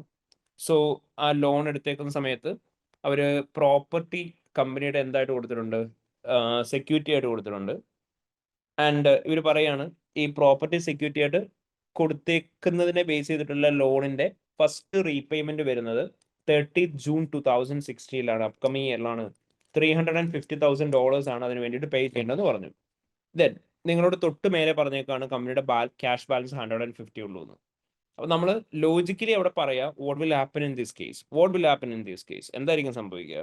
അതായത് company is having a cash balance of just $150,000 for the year, and in the upcoming year they need to repay a significant amount of bank loan which is secured on the company's property, especially company's manufacturing site and head office. What if the company is not able to pay the first installment? There can be chances that bank might seize the company's property, and in that case the company will not be able to carry out their manufacturing process, as well as they will not be able to carry out their administrative activity, as both the head office and manufacturing site will be seized by the bank. So in this case it might affect the going concern ability of the company. So ഇങ്ങനെ general ആയിട്ടായിരിക്കും നമ്മൾ explain ചെയ്ത് പോവാം. രണ്ടാമത് ഇവർ പറഞ്ഞു ഇവരൊരു സപ്ലയറിൻ്റെ അടുത്ത് നിന്ന് ഒരു എക്സ്റ്റൻഷൻ എടുത്തിട്ടുണ്ട്, 50 days 80 days ക്രെഡിറ്റ് പീരീഡ് കൂട്ടി. ഇവരുടെ മേജർ സപ്ലയർ ആണെന്ന് പറഞ്ഞു. നമുക്ക് എന്താ പറയാൻ പറ്റുക? The company have extended the credit terms with the supplier by around a month. Since it's one of the major supplier, there can be chances that in long run this supplier might get dissatisfied and they will not be willing to provide any further credit for the company. In that case the company will not be able to continue with the production process as they will not receive supplies on time. So it might affect the going concern of the company. ഇങ്ങനെ general ആയിട്ട് നിങ്ങൾ explain ചെയ്താൽ മതി കമ്പനിയുടെ going concern ability എങ്ങനെയാണ് affected ആവുന്നത്. നമ്മൾ ചെയ്ത ക്വസ്റ്റ്യൻ ആയിരുന്നത് അത് നമ്മൾ പറഞ്ഞ് സിഗ്നിഫിക്കൻറ്റ് ഡൗട്ട് എന്താണ് കമ്പനിയുടെ ഗോയിങ് കൺസേണിനെ അഫക്റ്റ് ചെയ്യുന്നതെന്ന് നിങ്ങൾക്ക് തോന്നുന്നത് എന്താണോ അത് ഐഡന്റിഫൈ ചെയ്ത് എക്സ്പ്ലെയിൻ ചെയ്യാനാണ് നിങ്ങളോട് പറയുന്നത്. ആൻഡ് രണ്ടാമത് അവിടെ ചോദിച്ചേക്ക് നോക്കി, recommend the audit procedures to be perform in relation to the going concern matters identified. നിങ്ങൾ കണ്ടുപിടിച്ച ഗോയിങ് കൺസേൺ മാറ്റേഴ്സിനെ ബേസ് ചെയ്ത് എന്തൊക്കെ പ്രൊസീജിയേഴ്സ് ആണ് ചെയ്യാൻ പറ്റുന്നതെന്ന് ചോദിച്ചു. അവിടെ നോക്കുക in relation to the going concern matters identified. General ആയിട്ടുള്ള ഗോയിങ് കൺസേണിന്റെ സബ്സ്റ്റാൻറ്റീവ്സ് കൊണ്ട് എഴുതി വെച്ച മാർക്ക് കിട്ടില്ല. ഇവിടെ നിങ്ങളോട് ചോദിച്ചിരിക്കുന്നത് നിങ്ങൾ കണ്ടുപിടിച്ച ഗോയിങ് കൺസേൺ പ്രശ്നം എന്താണോ അതിനെ ബേസ് ചെയ്ത് എന്തൊക്കെ പ്രൊസീജിയേഴ്സ് ചെയ്യാൻ പറ്റും എന്നാണ് ചോദിച്ചിരിക്കുന്നത്. അതുകൊണ്ട് തന്നെ നിങ്ങൾ എന്ത് ചെയ്യണം, നിങ്ങൾ കണ്ടുപിടിച്ച ഗോയിങ് കൺസേണിനെ ബേസ് ചെയ്തിട്ടുള്ള പ്രശ്നങ്ങൾ തന്നെ നിങ്ങൾ എഴുതണം. അപ്പോൾ നിങ്ങൾ ഇവിടെ പറഞ്ഞു സപ്ലയർ ഡിസാറ്റിസ്ഫൈഡ് ആവുന്നു. അപ്പം അങ്ങനെ ആയിട്ടുണ്ടെന്ന് പറഞ്ഞാൽ നിങ്ങൾക്ക് എന്ത് ചെയ്യാം, reviews correspondence between Kandinsky company and the supplier of cocoa bean to confirm whether the supplier have agreed to the extended payment term from 50 days to 80 days and there are any chances that the supplier is dissatisfied. ഇനി ഇവിടെ ഇവർ പറഞ്ഞു loan എടുത്തിട്ടുണ്ട്. അപ്പോൾ നമുക്ക് എന്ത് പറയാം, discuss with the management about their upcoming years cash flows to consider whether the company will be able to repay the amount of 350,000 which is due to be paid on 30th of June 2016. അല്ലെ alternative നിങ്ങൾക്ക് എന്ത് പറയാം, review the forecasted cash flow statements of the company in order to understand whether the company will be able to generate cash flows in the upcoming year to settle their first repayment of loan capital which is due on 30th June 2016. ഇനി അതല്ലാന്നുണ്ടെങ്കിൽ നിങ്ങൾക്ക് എന്ത് പറയാം, already കോവനൻസ് എന്തെങ്കിലും breach ആയിട്ടുണ്ടോ എന്ന് അറിയണം. You can obtain external confirmation from the bank to determine whether any covenants relating to the bank loan over which the company have provided head office and manufacturing site as security is breached. Clear ആയോ? അപ്പൊ ഇങ്ങനെ നിങ്ങൾ കണ്ടുപിടിച്ച going concern issues എന്താണോ അത് ശരിക്കും ഉണ്ടോ എന്നറിയാൻ വേണ്ടിയിട്ടുള്ള പ്രൊസീജിയേഴ്സ് എന്തൊക്കെയാണോ ആ പ്രൊസീജിയേഴ്സിനെ കുറിച്ച് മാത്രമായിരിക്കണം നിങ്ങൾ സംസാരിക്കുന്നത്. So this is what you need to consider while doing questions in relation to going concern. അപ്പം ഗോയിങ് കൺസേണിനെ ബേസ് ചെയ്ത് സിഗ്നിഫിക്കൻറ്റ് ഡൗട്ട് നിങ്ങൾക്ക് എന്തൊക്കെയാണ് ഉള്ളതെന്നുള്ളതാണ് നോക്കേണ്ടത്. അതുപോലെ തന്നെ അതിനെ ബേസ് ചെയ്തിട്ടുള്ള ഓഡിറ്റ് പ്രൊസീജിയേഴ്സുമാണ് എഴുതേണ്ടത്. ക്ലിയർ ആയോ? പക്കാ? സർ ഓരോ പോയിന്റിനും ഒരു 3 to 4 സെന്റൻസസ് വെച്ച് എക്സ്പ്ലെയിൻ ചെയ്താൽ മതിയാവോ? എടാ ഈ സിഗ്നിഫിക്കൻറ്റ് ഡൗട്ട് എന്ന് പറയുന്ന പോയിന്റിനൊക്കെ റഫ്ലി will be getting only approximately around 2 marks. അപ്പം അങ്ങനെ ഒരു 2 മാർക്ക് വരുമ്പം അറൌണ്ട് ഒരു 3 ഒക്കെ മതി. കാരണം എന്താ വെച്ചാൽ അതിന് മേലെ എഴുതാൻ നിന്ന് കഴിഞ്ഞാൽ നമുക്ക് ആൻസർ കംപ്ലീറ്റ് ചെയ്യാൻ ടൈം ഉണ്ടാവില്ല. പിന്നെ പ്രൊസീജിയേഴ്സിന് എപ്പോഴും എന്ത് തന്നെ ആയിരിക്കും, നമ്മൾ ഇന്നലെ പറഞ്ഞ പോലെ തന്നെ whenever it comes to the procedure part you'll be getting 1 mark per point. പ്രൊസീജിയേഴ്സിന് എപ്പോഴും 1 മാർക്ക് ആയിരിക്കും. അതിപ്പോൾ ഓഡിറ്റ് പ്രൊസീജിയേഴ്സ് ആണെങ്കിലും PFID ആണെങ്കിലും KPID ആണെങ്കിലും എല്ലോ. Okay okay sir. ഇനി ഇവിടെ തന്നെ ഒരു പാർട്ട് ബി ഉണ്ട്, but it's completely a separate area and ultimately it's 2 separate areas and it's area of KPI, key performance indicators. നമ്മൾ KPIനെ ബേസ് ചെയ്ത് 3 ക്വസ്റ്റ്യൻസ് ആയിരുന്നു കണ്ടിട്ടുണ്ടായിരുന്നത്. മൂസ്വുഡ് ഹോസ്പിറ്റൽ, ദെൻ ന്യൂമാൻ എന്ന് പറഞ്ഞ ഒരു case and this Kandinsky. So basically റോക്തോ university. So basically നമ്മൾ ഇങ്ങനെയുള്ള KPI, കീ പെർഫോമൻസ് ഇൻഡിക്കേറ്റേഴ്സ് എന്ന് പറയുമ്പോഴത്തേനും നമുക്കിവിടെ പലതരത്തിലുള്ള ക്വസ്റ്റ്യൻസ് വരാം. സോ നമുക്കറിയാം കീ പെർഫോമൻസ് ഇൻഡിക്കേറ്റർ എന്ന് പറഞ്ഞൊരു കമ്പനിയുടെ സക്സസ് ഫാക്ടേഴ്സിനാണ് KPI എന്ന് പറയാം.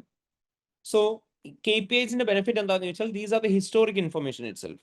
അതായത് ഓൾറെഡി നടന്നു പോയ കാര്യങ്ങളാണ്, കമ്പനി അച്ചീവ് ചെയ്തു എന്ന് കമ്പനി അവകാശപ്പെടുന്ന കാര്യങ്ങളാണ് KPI എന്ന് പറയാം. അതുകൊണ്ട് തന്നെ നമുക്ക് എന്തുണ്ടാവും, ഇവിടെ സഫീഷ്യൻ്റ് ആയിട്ടുള്ള പ്രൊസീജിയേഴ്സ് ചെയ്യാനായിട്ട് പറ്റും, അൺലൈക്ക് PFI. സോ KPI എന്ന് പറയുമ്പോൾ ഇവിടെ ഈ തന്നേക്കുന്ന ഇതിനെ ഓരോന്നിനെയാണ് നമ്മൾ KPI അല്ലെങ്കിൽ പെർഫോമൻസ് മെഷേഴ്സ് എന്ന് വിളിക്കുക.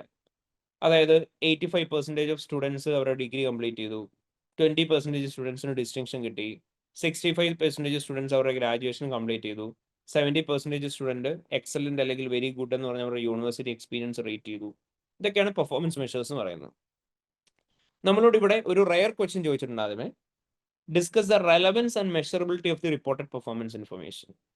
ഈ പെർഫോമൻസ് ഇൻഫർമേഷനുകൾ ഓരോന്നും റെലവൻ്റ് ആണോ മെഷറബിൾ ആണോ എന്നുള്ളത് ചോദിച്ചിട്ടുണ്ട്. നിങ്ങൾക്ക് തന്നേക്കുന്ന ഒരു പെർഫോമൻസ് ഇൻഫർമേഷൻ റെലവൻ്റ് ആണോ എന്ന് പറയണമെന്നുണ്ടെങ്കിൽ ഞാൻ പറഞ്ഞിരുന്നു അവിടെ നിങ്ങൾ ആദ്യം നോക്കേണ്ടത് ഇവിടുത്തെ സ്റ്റേക്ക് ഹോൾഡേഴ്സ് ആരൊക്കെയാണെന്നുള്ളത് നോക്കണം. സോ ഇതൊരു റോക്തോ യൂണിവേഴ്സിറ്റി എന്ന് പറയുന്ന യൂണിവേഴ്സിറ്റിയാണ്. ഇവിടെ ഒരു സ്മോൾ യൂണിവേഴ്സിറ്റിയാണ്, ഗവൺമെന്റ് ഫണ്ട് ചെയ്യുന്ന യൂണിവേഴ്സിറ്റി ആണെന്ന് പറഞ്ഞു. ആൻഡ് ബാക്കിയൊക്കെ സാധാരണ പറയുന്ന പോലെ സെനാരിയോ ആണ് പറഞ്ഞിരിക്കുന്നത്. അപ്പോൾ നിങ്ങൾ ആദ്യം ആലോചിച്ച് നോക്കുക ഇവിടുത്തെ സ്റ്റേക്ക് ഹോൾഡേഴ്സ് ആരൊക്കെയാണ്. So since it's a government funded university definitely government will be a stakeholder. Current students ഉണ്ടാവും, പൊട്ടൻഷ്യൽ സ്റ്റുഡൻസ് ഉണ്ടാവും, അവരുടെ പേരൻസ് ഉണ്ടാവും, ഫാക്കൽറ്റീസ് ഉണ്ടാവും, ദെൻ ന്യൂസ് ആൻഡ് മീഡിയാസ് ഉണ്ടാവും, എംപ്ലോയേഴ്സ് ഉണ്ടാവും. ഇങ്ങനെയുള്ളവരൊക്കെയാണ് ഇവിടെയുള്ള സ്റ്റേക്ക് ഹോൾഡേഴ്സ് എന്ന് പറയാം. ഈ സ്റ്റേക്ക് ഹോൾഡേഴ്സിന് ഓരോരുത്തർക്കും ഈ പറയുന്ന പെർഫോമൻസ് മെഷേഴ്സ് ഇമ്പോർട്ടൻ്റ് ആണോ എന്ന് നോക്കിയാൽ മതി. Graduation rate, academic performance, employability, course satisfaction, so ഈ സ്റ്റേക്ക് ഹോൾഡേഴ്സിനെ സംബന്ധിച്ച് ഇത് ഓരോന്നും ഇമ്പോർട്ടൻ്റ് ആണെന്ന് നോക്കുക. ആണ് എന്നുണ്ടെങ്കിൽ it means that it is relevant. ഇനി മെഷറബിൾ ആണോ ഒരു കാര്യം എന്നറിയണമെന്നുണ്ടെങ്കിൽ നമ്മൾ എന്തായിരിക്കും ചെയ്യേണ്ടി വരിക? You need to consider whether this is quantitative or qualitative. By amount അല്ലെങ്കിൽ ബൈ നമ്പർ നമുക്ക് മെഷർ ചെയ്യാൻ പറ്റുന്നതാണ് നോക്കുക. Yes, graduation rate is measurable, course satisfaction is not measurable. അങ്ങനെ ഓരോന്നും നോക്കുക. ക്വാണ്ടിറ്റേറ്റീവ് ആണെങ്കിൽ നിങ്ങൾക്ക് പറയാം മെഷറബിലിറ്റി ഉണ്ടെന്ന്, അല്ലെങ്കിൽ പറയാം മെഷറബിൾ അല്ല എന്ന്. ഇങ്ങനെയായിരുന്നു റെലവൻസ് ആൻഡ് മെഷറബിലിറ്റി നമ്മൾ കൺസിഡർ ചെയ്യണമെന്ന് പഠിച്ചിട്ടുണ്ടായിരുന്നു. അതിനെ ബേസ് ചെയ്തിട്ടാണ് നമ്മൾ ആൻസർ എഴുതേണ്ടത്.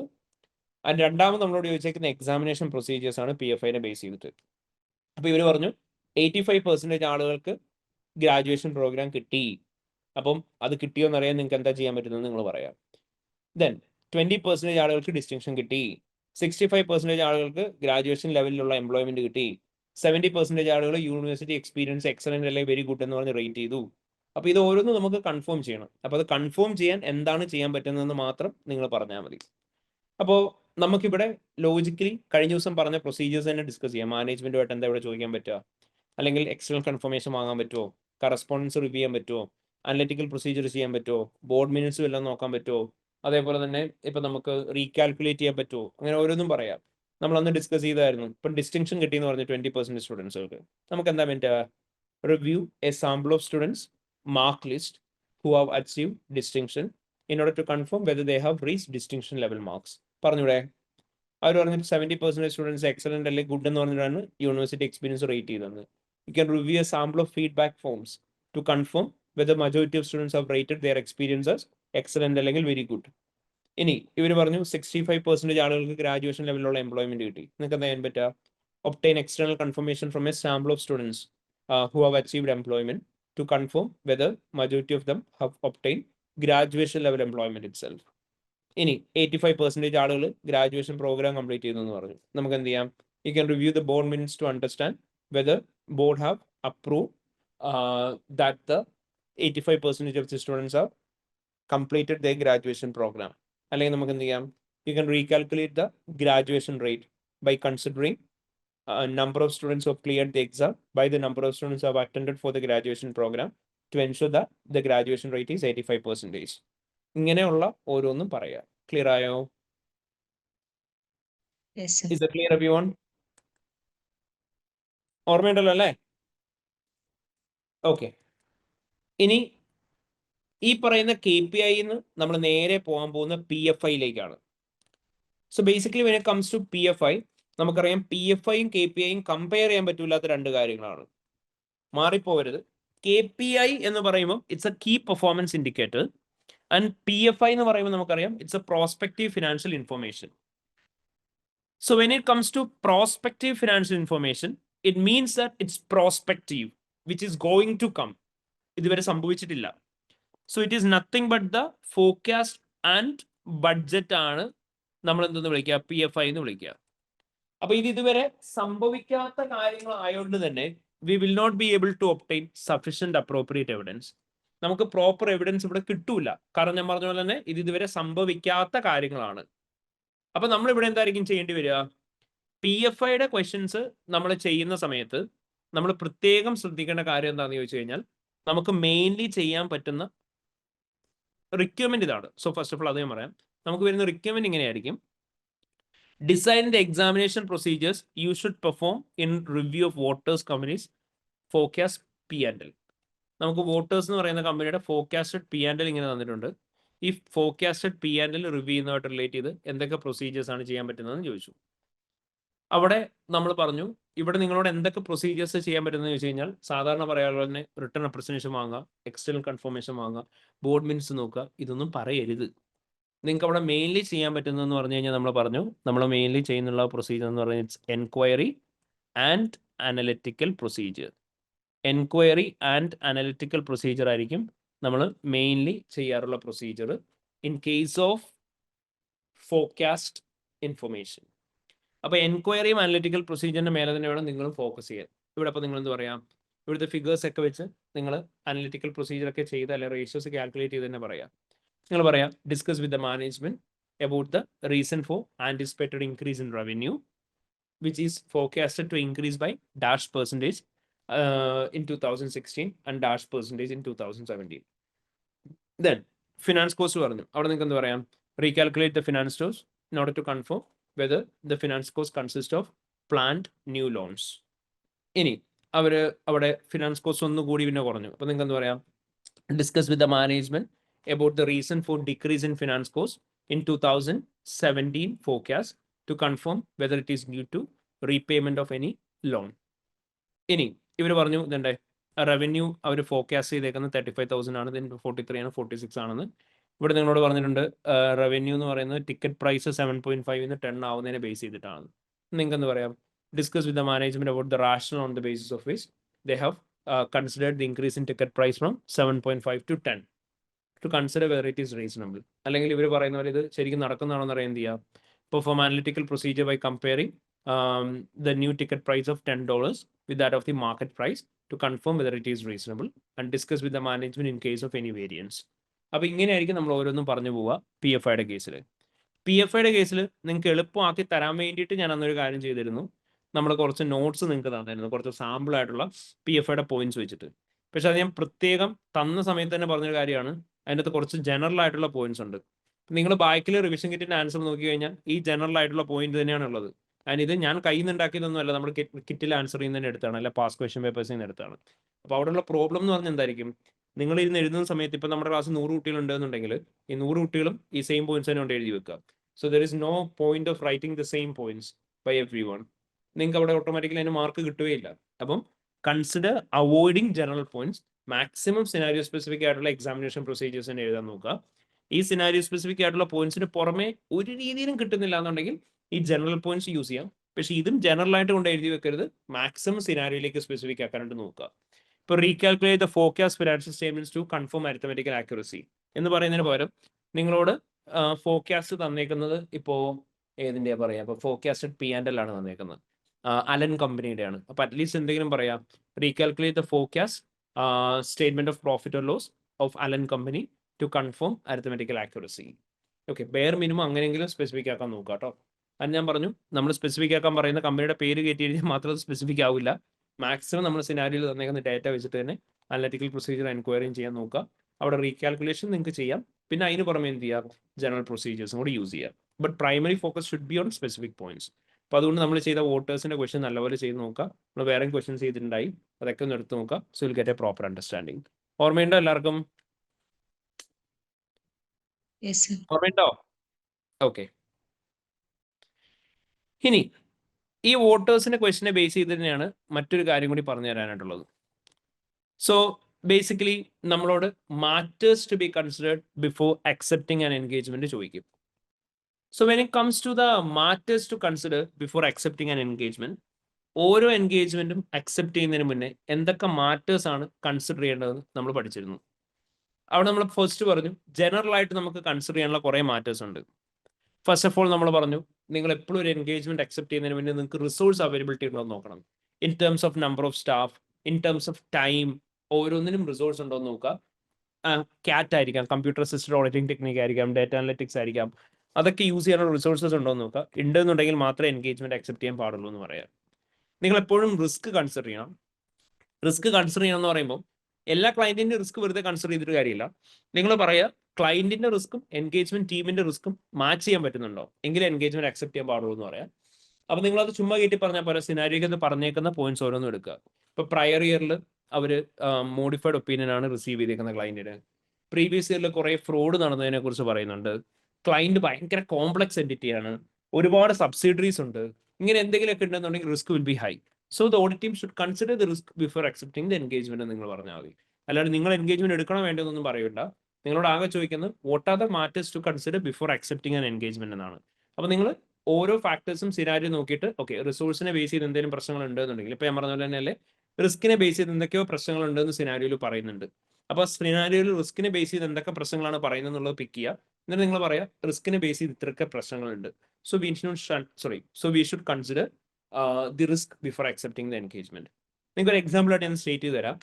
നമ്മളോടിപ്പോൾ സിനാരിയോക്കകത്ത് റിസ്കിനെ കുറിച്ച് പറയണം. അപ്പോൾ നമ്മൾ റിസ്ക് എന്ന് ഹെഡിങ് കൊടുത്തു. എന്നിട്ട് നമ്മൾ പറയാണ് considering the risk of the engagement, the client company have received modified opinion on their previous year financial statements.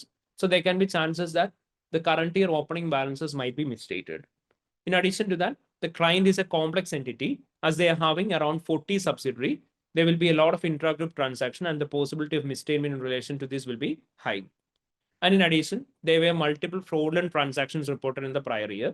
So there can also be possibility of having the same kind of fraud in the current year financials as well. Therefore, the audit team should consider whether the level of risk of this client is acceptable for the engagement team, and the engagement should be accepted only if the risk level can be matched. Done. ഇത്രയാണ് നമ്മൾ എഴുതേണ്ടത് ഒരു point ആയിട്ട്. നിങ്ങളോട് ചോദിക്കുന്നത് what are the matters to be considered before accepting an engagement എന്നാണ്. അപ്പോൾ അവിടെ ജസ്റ്റ് റിസ്ക് എന്നൊരു ഹെഡിങ് കൊടുക്കുക, അതിൻ്റെ ഇടയിൽ എഴുതി വെക്കുക, കഴിഞ്ഞു. നിങ്ങൾ അതുകൊണ്ട് എൻഗേജ്മെന്റ് എടുക്കണം വേണ്ട എന്നൊന്നും പറയണ്ട. എൻഗേജ്മെന്റ് എടുക്കുന്നതിന് മുന്നേ ഇത് കൺസിഡർ ചെയ്യണം എന്ന് മാത്രം പറഞ്ഞാൽ മതി. മനസ്സിലായോ? Yes, sir. And when it comes to the fees, കുറച്ച് പിന്നെ നമ്മൾ പറഞ്ഞ ഫീസിന്റെ ഫാക്ടേഴ്സ് കൺസിഡർ ചെയ്യാം. നമുക്ക് അക്സെപ്റ്റബിൾ ലെവൽ ഓഫ് ഫീസ് തന്നെയാണോ, വർക്കിന്റെ എമൗണ്ട് റിക്കവർ ചെയ്യാൻ പറ്റുമോ, അതായത് വർക്കിനുള്ള കോസ്റ്റ്. പ്രൊഫഷണൽ കോമ്പീറ്റൻസ് നിങ്ങളോട് ക്വസ്റ്റ്യൻ പറഞ്ഞിട്ടുണ്ടാവും ക്ലയന്റ് ഏതെങ്കിലും സ്പെസിഫിക് ഇൻഡസ്ട്രിയിലുള്ള ക്ലയന്റ് ആണെന്ന്.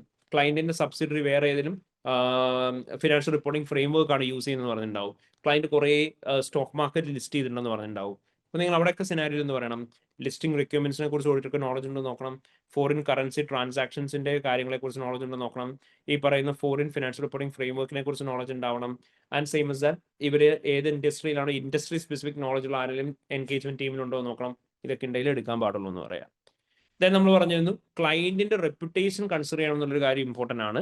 ഈ ക്ലയന്റിന്റെ റെപ്യൂട്ടേഷൻ കാരണം കൊണ്ട് ഓഡിറ്റ് ഫേമിന്റെ റെപ്യൂട്ടേഷൻ അഫക്റ്റഡ് ആവുന്ന സിറ്റുവേഷൻസ് എന്തെങ്കിലും ഉണ്ടോ എന്ന് നോക്കുക. അങ്ങനെയുള്ള സിറ്റുവേഷൻസ് ഉണ്ടെങ്കിൽ അതിനെക്കുറിച്ച് പറയണമെന്ന് പറയാം. ഫോർ എക്സാമ്പിൾ, പ്രീവിയസ് ഇയറിലെ ക്ലയന്റ് ഒന്ന് വലിയ ഫ്രോഡ് ചെയ്തു എന്ന് പറഞ്ഞു. അങ്ങനെയാണെന്നുണ്ടെങ്കിൽ അത് കാരണം കൊണ്ട് ക്ലയന്റ് കുറെ നെഗറ്റീവ് റെപ്യൂട്ടേഷൻ അഫക്ട് ചെയ്തിട്ടുണ്ടെന്ന് പറഞ്ഞു, അച്ചീവ് ചെയ്തിട്ടുണ്ടെന്ന് പറഞ്ഞു. സോ ഡ്യൂ ടു വിച്ച് നമ്മുടെ ഫേം ഈ വർക്ക് എടുത്തു കഴിഞ്ഞാൽ നമുക്കും കിട്ടുക സാരം. അപ്പോൾ അതുകൊണ്ട് നമുക്ക് അത് അക്സെപ്റ്റബിൾ ആണോ എന്ന് നോക്കിയിട്ട് എൻഗേജ്മെന്റ് എടുക്കാൻ പാടുള്ളൂ എന്ന് പറയാം. ഇനി പ്രീ കണ്ടീഷൻസ് ഫോർ ദ ഓഡിറ്റും പ്രൊഫഷണൽ ക്ലിയറൻസും ഇത് നമ്മൾ പറഞ്ഞിരുന്നു. ഇത് രണ്ടും ഒരു ഓഡിറ്റ് എൻഗേജ്മെന്റിന് മാത്രമേ ആപ്ലിക്കബിൾ ആവുള്ളൂ.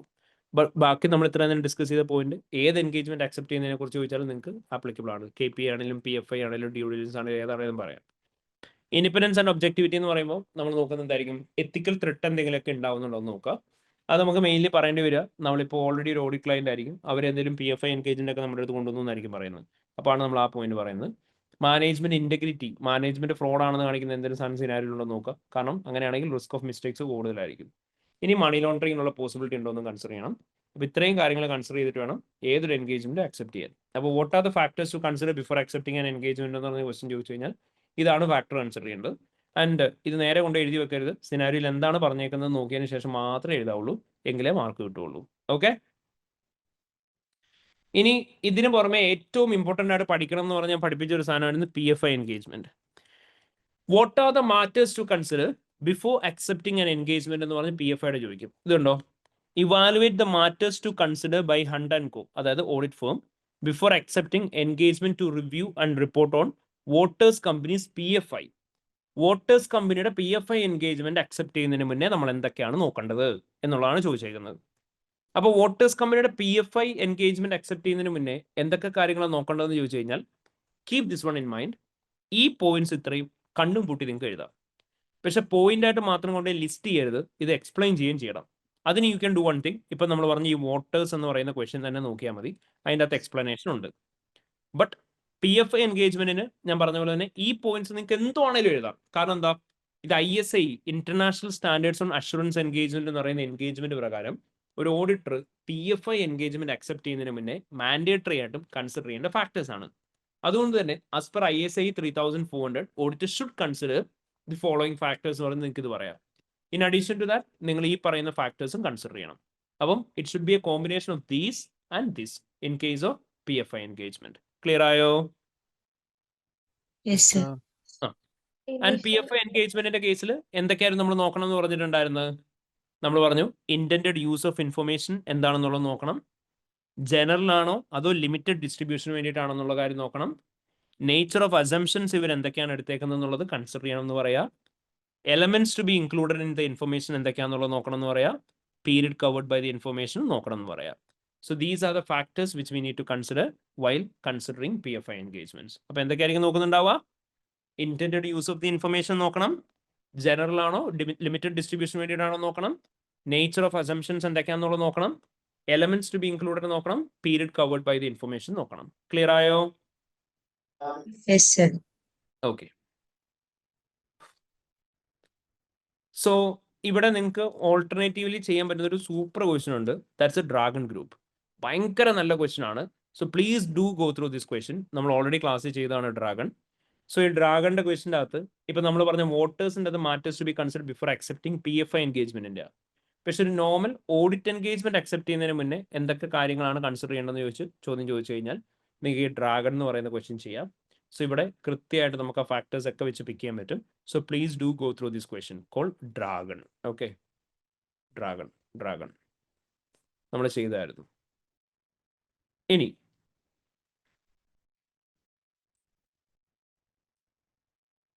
നമ്മളിപ്പോൾ പറഞ്ഞു matters to consider before accepting and audit engagement.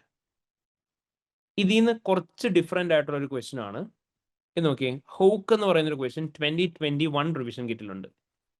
അവിടെ നമ്മളോട് ചോദിച്ചേക്കുന്നത് identify and explain the matters that should be considered in agreeing the terms of an engagement എന്നാണ്. Matters to consider in agreeing the terms of an engagement. നമ്മുടെ class discuss ചെയ്തായിരുന്നു already. Matters to consider നമ്മളോട് ഇവിടെ ചോദിച്ചേക്കുന്നത് എന്താ? Before accepting an engagement. Okay, sorry, before accepting an engagement ആണ് ഇവിടെ ചോദിച്ചേക്കുന്നത്.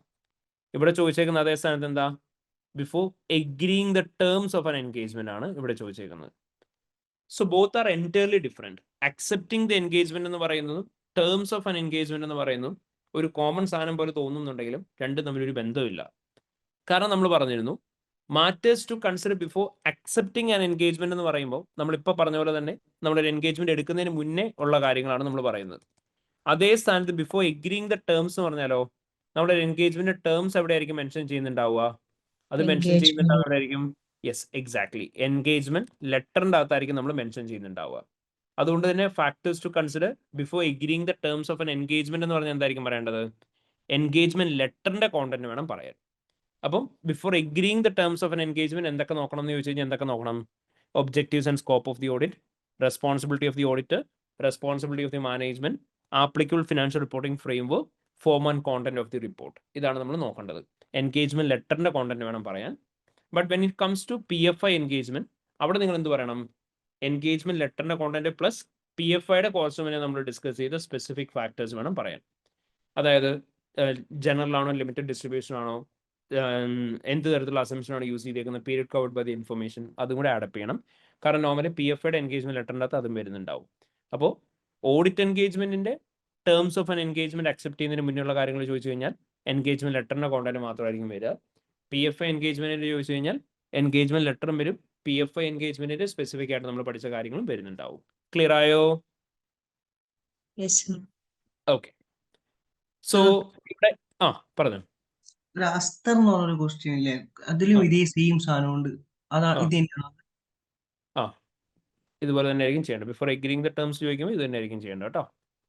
Okay, just a moment. Engagement ലെറ്ററിന്റെ last point ഒന്ന് പറഞ്ഞുതരൂ.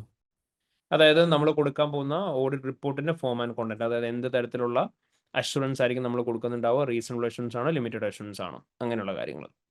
ഓക്കെ. അതുപോലെ തന്നെ എൻഗേജ്മെന്റ് ലെറ്ററിന്റെ കോണ്ടന്റ് എന്ന് പറയുമ്പോൾ ഇപ്പം നമ്മൾ പറഞ്ഞതിലേക്ക് ലിമിറ്റഡ് അല്ല കേട്ടോ. These are the basic factors to be included. ഇതിന് പുറമെ നമുക്ക് എന്തൊക്കെ കാര്യങ്ങൾ ടേംസ് ആൻഡ് കണ്ടീഷൻസ് എഴുതണോ അതെല്ലാം എൻഗേജ്മെന്റ് ലെറ്ററിൽ ഉണ്ടാവും. ലൈക്ക് ഫീസ്, അങ്ങനെയുള്ള കാര്യങ്ങളെല്ലാം ഉണ്ടാവും. അവിടെ എന്ത് വരില്ല, നമ്മളിപ്പോൾ പറയാറുള്ള ബിഫോർ അക്സെപ്റ്റിംഗ് ആൻഡ് എൻഗേജ്മെന്റ് ഇതും തമ്മിലുള്ള വ്യത്യാസം എന്ന് പറഞ്ഞാൽ എന്താ? കുറച്ച് കാര്യങ്ങൾ കോമൺ ആയിട്ട് വരും. ഫീസ് കൺസിഡർ ചെയ്യണം എന്ന് പറയും. സോ അവിടെ ഫീസ് കൺസിഡർ ചെയ്യുന്നത് എന്താ? നമ്മൾ പറഞ്ഞ ഫീസ് തന്നെയാണോ അതിൻ്റെ അകത്തുള്ളതെന്നായിരിക്കും നോക്കുന്നുണ്ടാവുക. അതേ സ്ഥാനത്ത് ബിഫോർ അക്സെപ്റ്റിംഗ് ആൻഡ് എൻഗേജ്മെന്റ് നമ്മൾ എന്താ നോക്കുന്നത്? റിസോഴ്സ് നമുക്കുണ്ടോ, നമുക്ക് കോമ്പീറ്റൻസ് ഉണ്ടോ, അതുപോലെ തന്നെ നമുക്ക് ഈ പറയുന്ന ക്ലയന്റിന്റെ റിക്വയർമെന്റ്സ് മീറ്റ് ചെയ്യാൻ പറ്റുമോ, റിസ്ക് ഓക്കെ ആണോ, എത്തിക്കൽ ഇഷ്യൂ ഉണ്ടോ, അതൊക്കെ നമ്മൾ നോക്കുന്നത്. അതൊന്നും ഇവിടെ നോക്കണ്ട, എൻഗേജ്മെന്റ് ലെറ്ററിൻ്റെ അകത്ത് നോക്കണ്ട. കാരണം terms of the engagement agreement എന്തായിരിക്കും നോക്കുക? നമ്മൾ ഒരു മുദ്രപത്രം സൈൻ ചെയ്യുന്നതിന് മുന്നേ എന്താ നോക്കാന്ന് ചോദിച്ചാൽ എന്താ നോക്കുക? അതിനകത്ത് എഴുതിയേക്കുന്ന കാര്യങ്ങൾ. അത് തന്നെയാണ് നമ്മൾ ഇവിടെയും പറയുന്നത്. അതേ പറഞ്ഞേക്കുന്നുണ്ടോ? അതുകൊണ്ട് നിങ്ങൾക്ക് ഒന്നും കൂടെ ഒരു അഷുറൻസ് കിട്ടാൻ വേണ്ടി ഇതെടുത്ത് എക്സാമിനർ പറഞ്ഞേക്കുന്ന നോക്കി, this ask for agreeing the terms of an engagement. So these are the matters that need to be included in an engagement letter for the assignment.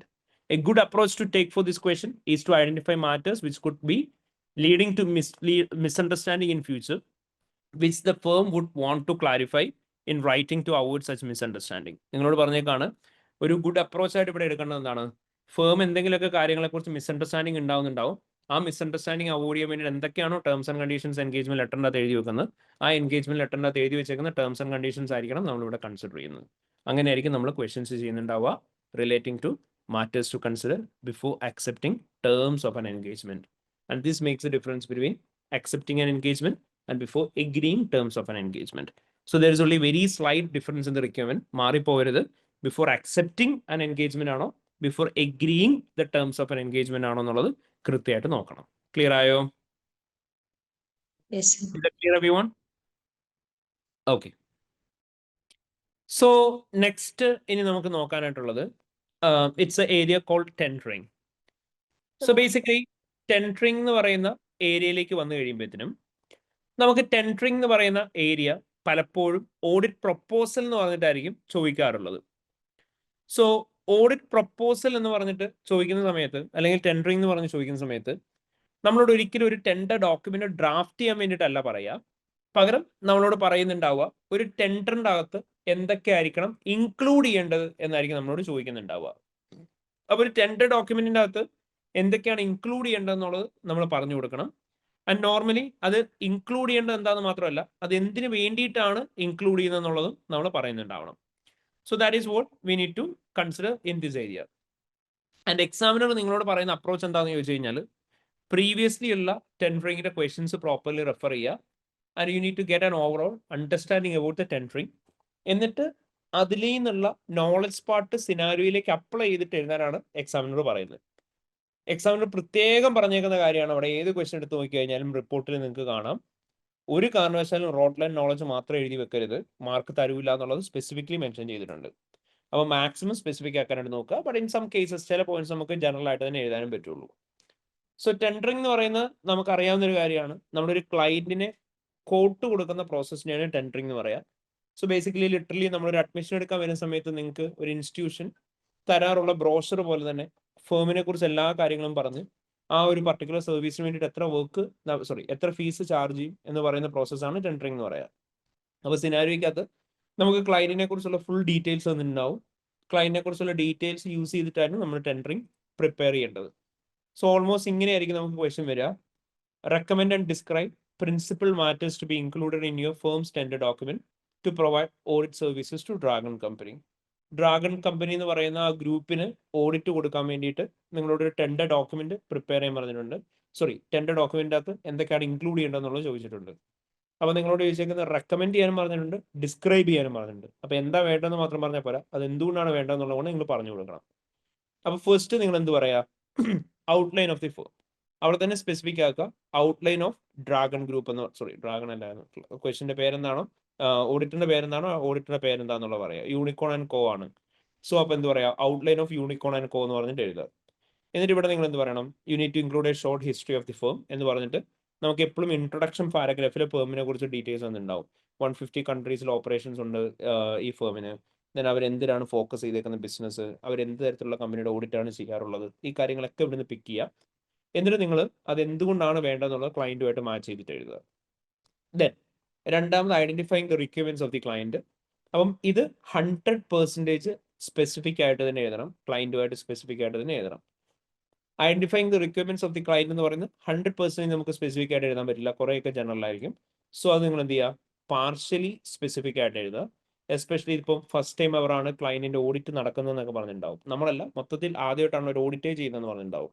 അപ്പോൾ they will not be familiar with the regulatory framework, duties and responsibilities of the auditor and management. അപ്പോൾ അതേക്കുറിച്ചിട്ടൊക്കെ പറയണമെന്ന് പറയാം. ഇനി proposed audit approach, ഇതും partially specific ആയിരിക്കും. Audit approach കാര്യങ്ങളൊക്കെ എങ്ങനെയാണെന്നുള്ളത് പറയണം, ഏത് രീതിയിലാണ് ഓഡിറ്റ് ചെയ്യുന്നത്, പേരന്റ് സബ്സിഡറി ഉണ്ടെങ്കിൽ അവരുടെ ഓഡിറ്റ് എങ്ങനെയായിരിക്കും കൊണ്ടുപോകുന്നത്, ഈ കാര്യങ്ങളൊക്കെ പറയാം. ഇപ്പം നമ്മൾ നേരത്തെ കണ്ട വെസ്റ്റേൺ ആൻഡ് കോ എന്ന് പറയുന്ന ക്വസ്റ്റിനകത്ത് അവർ എഴുതിയേക്കുന്ന ഒരു കാര്യമുണ്ട്, ക്ലയന്റിന് ഓഡിറ്റ് ഡിസ്ക്രിപ്റ്റീവ് ആവാതെ നടക്കണം എന്ന്, അവരുടെ കറണ്ട് ഓപ്പറേഷൻസ്. അപ്പോൾ നിങ്ങൾ എന്ത് പറയാം, നിങ്ങൾ അവിടെ മെൻഷൻ ചെയ്യണമെന്ന് പറഞ്ഞാൽ മതി. The audit team should also mention that how they will be able to perform the audit without creating much disruptions to the client as the client have requested for the same. അപ്പോൾ അങ്ങനെ പറഞ്ഞൊരു സെന്റൻസും കൂടി include ചെയ്താൽ മതി. ഇനി communication എന്ന് പറയുന്നതും almost general തന്നെ ആയിരിക്കും. സോ അവിടെ എന്തെങ്കിലും സ്പെസിഫിക് ആയിട്ട് പറയാൻ പറ്റുന്നുണ്ടെങ്കിൽ പാർഷ്യലി സ്പെസിഫിക് ആയിട്ട് പറയാൻ നോക്കുക. ഓൾമോസ്റ്റ് ജനറൽ തന്നെ ആയിരിക്കും വരുന്നുണ്ടാവുക കമ്മ്യൂണിക്കേഷൻ പാർട്ട്. ഇനി ഡെഡ് ലൈൻസ് 100% സ്പെസിഫിക് ആയിട്ട് തന്നെ നിങ്ങൾ പറയണം. അതായത് നിങ്ങളോട് ക്വസ്റ്റ്യൻ പറയും ക്ലയന്റ് 3 months ഡെഡ് ലൈനിൽ വർക്ക് കംപ്ലീറ്റ് ചെയ്യണം എന്ന് പറഞ്ഞിട്ടുണ്ടെന്ന്. നിങ്ങൾ അവിടെ എന്ത് പറയാം? The audit firm should clarify the time scale by which they will be able to carry out and complete the audit engagement. The client company have requested the audit to be completed within a period of 3 months. Since it's a reasonable time period, audit team should communicate that they will be able to complete the engagement within the specified time period. അതേ സ്ഥാനത്ത് ഇപ്പോൾ 3 months എന്ന് പറയുന്ന multiple engagement ഉണ്ട്, നമുക്ക് possible അല്ല. അപ്പോൾ നമ്മൾ എന്ത് പറയാം? The audit firm should clarify the time scale by which they will be able to complete the engagement. Since the client have requested the audit to be completed within a period of 3 months, and as they are having multiple subsidiaries, this will not be considered as a reasonable time period. Therefore, the audit team should clearly communicate that they will not be able to complete the engagement by the requested time period. An alternative timeline should be specified. എന്ന് പറഞ്ഞു പറയാം. ഇനി key staff and resources അത് 100% specific ആക്കുക. സിനാരിയോയ്ക്ക് അത് ഇവർക്ക് എന്തെങ്കിലും key സ്റ്റാഫോ റിസോഴ്സോ ഒക്കെ ഉണ്ടെങ്കിൽ അതെങ്ങനെയാണ് മീറ്റ് ചെയ്യാൻ പറയുന്നത് എന്നുള്ള രീതിയിൽ തന്നെ പറഞ്ഞു പോവാം. ഫീസ് അതും 100% സ്പെസിഫിക് ആയിരിക്കും, ക്ലയന്റിന്റെ സ്പെസിഫിക് ആയിട്ട് തന്നെ എഴുതുക. ക്വാളിറ്റി കൺട്രോൾ ഒക്കെ ഓൾമോസ്റ്റ് എന്തായിരിക്കും? നമ്മൾ പറഞ്ഞിരുന്നു പാർഷ്യലി മാത്രമേ സ്പെസിഫിക് ആക്കാൻ പറ്റുള്ളൂ. ഇനി അതേ സ്ഥാനത്ത് നമ്മളോട് non audit and assurance services request ചെയ്യുന്നതിനെ കുറിച്ച് പറയാം. അത് 100% സ്പെസിഫിക് ആക്കണം എന്ന് നമ്മൾ പറഞ്ഞിരുന്നു. എസ്പെഷ്യലി നമ്മുടെ ക്വസ്റ്റിൻ്റെ അത് പറയും, നമ്മൾ നേരത്തെ വെസ്റ്റേൺ അത് കണ്ട പോലെ തന്നെ അവർ കൂടുതൽ പേ ചെയ്യാൻ റെഡി ആയിട്ടുള്ളത് ഓഡിറ്റ് അല്ലാണ്ട് വേറെ റിലേറ്റഡ് സർവീസസിനൊക്കെ വേണ്ടിയിട്ടാണെന്ന് പറഞ്ഞിട്ടുണ്ടാവും. അങ്ങനെയാണെന്നുണ്ടെങ്കിൽ നമ്മുടെ ഫേമിന് ആ സർവീസസ് കൊടുക്കാനുള്ള എബിലിറ്റിനെ കുറിച്ച് കമ്മ്യൂണിക്കേറ്റ് ചെയ്യണം എന്ന് പറയാം. അപ്പോൾ അത് എങ്ങനെയാണോ സിനാരിയോയ്ക്ക് അത് പറഞ്ഞിരിക്കുന്നത് മാക്സിമം സ്പെസിഫിക് ആയിട്ട് നോക്കുക. അപ്പോൾ ഇത്രയും കാര്യങ്ങളായിരിക്കണം നമ്മുടെ ഓഡിറ്റ് പ്രൊപ്പോസലിനകത്ത് ഇൻക്ലൂഡ് ചെയ്യേണ്ടത്. സോ ഈ സ്ട്രക്ചറും അതിനകത്തുള്ള കോണ്ടന്റിനെ കുറിച്ച് ഒരുവിധം നല്ല ഐഡിയ ഉണ്ടാവണം. അത് സിനാരിയോയിലേക്ക് അപ്ലൈ ചെയ്യാൻ നോക്കുക. നമ്മൾ മൾട്ടിപ്പിൾ ക്വസ്റ്റ്യൻസ് ചെയ്തായിരുന്നു, ഡ്രാഗണും വെസ്റ്റണും ഒക്കെ ചെയ്തായിരുന്നു. അപ്പോൾ അതെല്ലാം കൂടി ഒന്നും കൂടി റീപ്രാക്ടീസ് ചെയ്ത് നോക്കുക നിങ്ങൾ. അപ്പോൾ എന്തൊക്കെയായിരുന്നു വേണ്ടത്? ആദ്യമേ ഔട്ട്ലൈൻ ഓഫ് ദി ഫേം ആയിരിക്കണം പ്രൊപ്പോസലിനകത്ത് വേണ്ടത്. അതെന്തിനാണ് വേണ്ടതെന്നുള്ളതും പറയാം. Then requirements of the client വേണം, ഓഡിറ്റ് അപ്രോച്ച് എന്താണെന്നുള്ളത് വേണം, കമ്മ്യൂണിക്കേഷൻ വേണം, ഡെഡ് ലൈൻ പറഞ്ഞിട്ടുണ്ടാവണം, കീ സ്റ്റാഫ് ആൻഡ് റിസോഴ്സസ് പറയണം, ഫീസ് പറയണം, ക്വാളിറ്റി കൺട്രോൾ ആൻഡ് എത്തിക്സ് പറയണം, additional non audit and assurance services പറയണം. അപ്പോൾ ഇത്രയും കാര്യങ്ങളായിരിക്കും ഒരു ഓഡിറ്റ് പ്രൊപ്പോസലിലെ ടെൻഡർ ഡോക്യുമെന്റിനകത്ത് വേണ്ടത്. ക്ലിയർ ആണോ? Yes, sir. ഇനി when it comes to the next part, it's the area of due diligence engagements. So due diligence തന്നെ ഞാൻ നിങ്ങളോട് പറഞ്ഞിരുന്നു, മൾട്ടിപ്പിൾ ഡ്യൂ ഡിലിജൻസിന്റെ ക്വസ്റ്റൻസ് ഉണ്ട് നമുക്ക്. പക്ഷെ അതിന്റെ തന്നെ 2 പാറ്റേൺ ഓഫ് ക്വസ്റ്റൻ പ്രാക്ടീസ് ചെയ്ത് കഴിഞ്ഞാൽ you will get to know an overall understanding about the same area. So basically നമുക്ക് സീറ്റ എന്ന് പറഞ്ഞിട്ട് ഒരു ക്വസ്റ്റൻ ഉണ്ട്.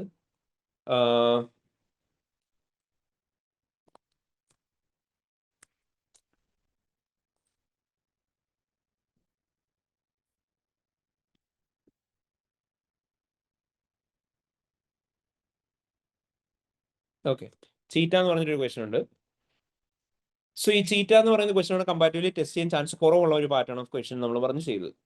സോ ഇവിടെ നിങ്ങളോട് ചോദിച്ചേക്കുന്നത് explain why the matters require further investigation as part of due diligence review എന്ന് പറഞ്ഞ് ചോദിച്ചിട്ടുണ്ട്. ആൻഡ് റെക്കമെൻഡ് ദ ഇൻവെസ്റ്റിഗേഷൻ പ്രൊസീജിയേഴ്സും പറഞ്ഞിട്ടുണ്ട്. So explain why the factors require further investigation എന്ന് ചോദിച്ചു കഴിഞ്ഞാൽ എന്തുകൊണ്ടാണ് ഇവിടെ പറഞ്ഞേക്കുന്ന കാര്യങ്ങൾക്ക് ഫർദർ ഇൻവെസ്റ്റിഗേഷൻ വേണ്ടതെന്ന് ചോദിച്ചു കഴിഞ്ഞാൽ നിങ്ങളോട് ഞാൻ പറഞ്ഞിരുന്നു ആദ്യം നിങ്ങൾ കൺസിഡർ ചെയ്യേണ്ടത് സിനാരിയോയ്ക്കകത്ത് എന്താണ് പറഞ്ഞേക്കുന്നത് എന്നുള്ളതാണ്. സോ അപ്പോൾ സിനാരിയോയ്ക്കകത്ത് നമ്മളോട് പറഞ്ഞിട്ടുണ്ടാവും ഓഡിറ്ററായി നിങ്ങൾക്ക് എന്തിനാണ് ഈ വർക്ക് തന്നേക്കുന്നത്, ഓഡിറ്റർ അല്ല പ്രാക്ടീഷണറായി നിങ്ങൾക്ക് എന്തിനാണ് ഈ വർക്ക് തന്നേക്കുന്നതെന്ന് പറഞ്ഞിട്ടുണ്ടാവും. നിങ്ങളോട് പറഞ്ഞിട്ടുണ്ട് as part of the due diligence review നിങ്ങളോട് ചെയ്യാൻ പറഞ്ഞേക്കുന്ന പ്രോസസ്സ് എന്താണ്? You have been asked to provide valuation of Zebra company's assets and liabilities, analysis of the company's operating profit forecast, and this will assist the Cheetah company in determining appropriate purchase price. So നിങ്ങളോട് valuation of zebra കമ്പനിയുടെ assets and liabilities ചെയ്യാൻ പറഞ്ഞിട്ടുണ്ട്. Okay, valuation of Zebra company's assets and liabilities നിങ്ങൾ നോക്കുന്നുണ്ടാവണം. 2 നിങ്ങളോട് analysis of companies operating profit forecast നടത്താനായിട്ട് പറഞ്ഞിട്ടുണ്ട്. 3 appropriate purchase price എങ്ങനെ determine ചെയ്യേണ്ടതെന്ന് ചോദിച്ചിട്ടുണ്ട്. എന്നിട്ട് നിങ്ങളോട് ചോദിക്കുകയാണ് ഇവിടെ എന്തൊക്കെ കാര്യങ്ങൾക്കാണ് ഫർദർ ഇൻവെസ്റ്റിഗേഷൻ വേണ്ടതെന്ന്. അപ്പോൾ നിങ്ങൾ എന്ത് ചെയ്താൽ മതി, സിനാരിയോ വായിച്ചിട്ട് ഇവിടെ പറഞ്ഞേക്കുന്ന ഓരോ കാര്യങ്ങളിൽ എന്തൊക്കെ കാര്യങ്ങളിലാണോ നമ്മുടെ കമ്പനിയുടെ വാല്യുവേഷൻ ഓഫ് അസറ്റ്സ് ആൻഡ് ലയബിലിറ്റീസിനെ അഫക്ട് ചെയ്യുന്നത് നോക്കുക, എന്തൊക്കെ കാര്യങ്ങളാണ് ഓപ്പറേറ്റിംഗ് പ്രോഫിറ്റ് ഫോർകാസ്റ്റിനെ അഫക്ട് ചെയ്യുന്നത് നോക്കുക, എന്തൊക്കെ കമ്പനീസ് ആണ് കമ്പനിയുടെ അതുവഴി പർച്ചേസ് പ്രൈസിനെ അഫക്ട് ചെയ്യുന്നത് നോക്കുക. അപ്പോൾ അത് നോക്കുക എന്നുള്ളത് മാത്രമാണ് നിങ്ങളിവിടെ ചെയ്യേണ്ടത്. അത് നമ്മൾ ഈ ക്വസ്റ്റ്യൻ ചെയ്തതായിരുന്നു, ഇത് പ്രോപ്പർലി ഒന്ന് ചെയ്ത് നോക്കുക. ബട്ട് ഇതല്ല ഇമ്പോർട്ടൻ്റ് ആയിട്ട് നമ്മൾ പറഞ്ഞത്. നമ്മൾ ഇമ്പോർട്ടൻ്റ് ആയിട്ട് മൾട്ടിപ്പിൾ ടൈം ടെസ്റ്റ് ചെയ്തിട്ടുള്ള പാറ്റേൺ എന്ന് പറഞ്ഞു കഴിഞ്ഞാൽ ജേക്കബ് എന്ന് പറയുന്ന ക്വസ്റ്റ്യൻ്റെ അകത്ത് ഉണ്ടായിരുന്ന പോലെയാണ്. നിങ്ങളോട് ചോദിക്കുക, recommend the additional information which should be made available for your firms due diligence review. Explain the need for the information. നിങ്ങളോട് പറയുകയാണ്, നിങ്ങളൊരു ഡ്യൂ ഡിലിജൻസ് എൻഗേജ്മെന്റ് ചെയ്യാൻ വേണ്ടിയിട്ട് ചെന്നതാണ്. ഈ ഡ്യൂ ഡിലിജൻസ് എൻഗേജ്മെന്റ് ചെയ്യാൻ നിങ്ങൾക്ക് എന്തൊക്കെ ഇൻഫർമേഷൻ ആണ് വേണ്ടത്? അത് നിങ്ങളോട് ചോദിക്കുകയാണ് എന്തുകൊണ്ടാണ് നിങ്ങൾക്ക് ഇൻഫർമേഷൻസ് വേണ്ടതെന്ന്. അപ്പം ഡ്യൂ ഡിലിജൻസ് എൻഗേജ്മെന്റിന്റെ ഭാഗമായിട്ട് നിങ്ങൾക്ക് എന്തൊക്കെ അഡീഷണൽ ഇൻഫർമേഷൻ വേണ്ടതെന്ന് ചോദിച്ചു കഴിഞ്ഞാൽ സിനാരിയോയ്ക്ക് അത് പറഞ്ഞേക്കുന്ന കഥ നോക്കുക. ഇപ്പോൾ ഇവിടെ നിങ്ങളോട് പറഞ്ഞേക്കാണ് ലോക്കി കമ്പനി എന്ന് പറയുന്ന ഒരു കമ്പനീനെ ജേക്കബ് കമ്പനി എന്ന് പറയുന്ന കമ്പനി അക്യൂർ ചെയ്യാൻ പോയേക്കാണ്. ആൻഡ് നമ്മളോട് ലോക്കി കമ്പനി എന്ന് പറയുന്ന കമ്പനിയുടെ ബാക്ക്ഗ്രൗണ്ട് മൊത്തം പറഞ്ഞിട്ടുണ്ട്. ലോക്കി കമ്പനി എന്ന് പറയുന്ന ഒരു ഓൺ ആൻഡ് മാനേജ് ബിസിനസ് ആണ്.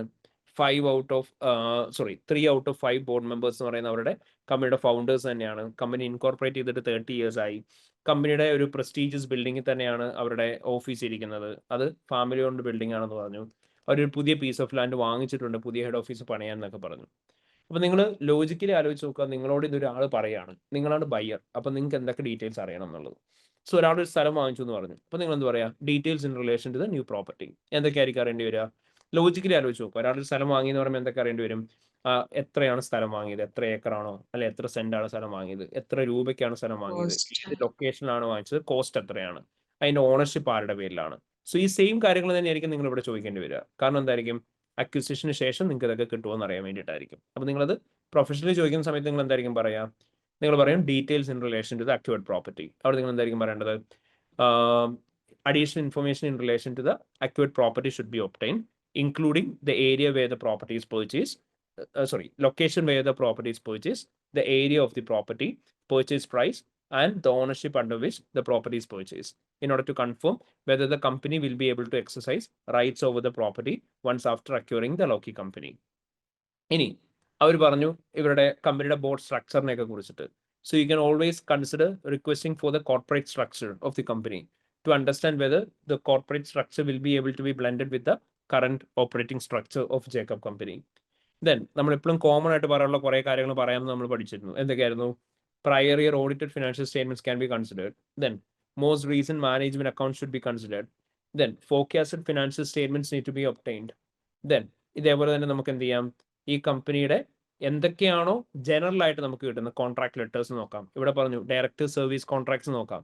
ഡയറക്ടേഴ്സ് ഇതൊരു എക്സിറ്റ് റൂട്ട് ആയിട്ട് കൺസിഡർ ചെയ്യോ, whether they will be willing to continue with the company after acquiring them. ഇതൊക്കെ നമ്മൾ കൺസിഡർ ചെയ്യണമെന്ന് പറയാം. ഇങ്ങനെയായിരിക്കും നമ്മൾ പറയുന്നുണ്ടാവുക. അല്ലെങ്കിൽ ഒരു ലോൺ എടുത്തു എന്ന് പറഞ്ഞു, അവിടെ അഡീഷണൽ ഇൻഫർമേഷൻ എന്താ വേണ്ടതെന്ന് ചോദിച്ചാൽ നമുക്ക് എന്താ പറയാം? Details in relation to the bank loan obtain ചെയ്യണം. എത്രയാണ് എമൗണ്ട് ഓഫ് ലോൺ, കോവനൻസ് എന്തൊക്കെയാണ്, ലോണിന്റെ ടേംസ് ആൻഡ് കണ്ടീഷൻസ് എന്തൊക്കെയാണ്, അതേപോലെ തന്നെ ഈ loan whether it's it secured on any companies asset, ലോണിന്റെ റീപേയ്മെന്റ് എമൗണ്ട് എത്രയാണ്, റീപേയ്മെന്റ് പീരീഡ് എത്രയാണ്. Because after acquisition the company will be liable to settle off this loan, so they need to consider the liability amount which they are taking as part of the acquisition.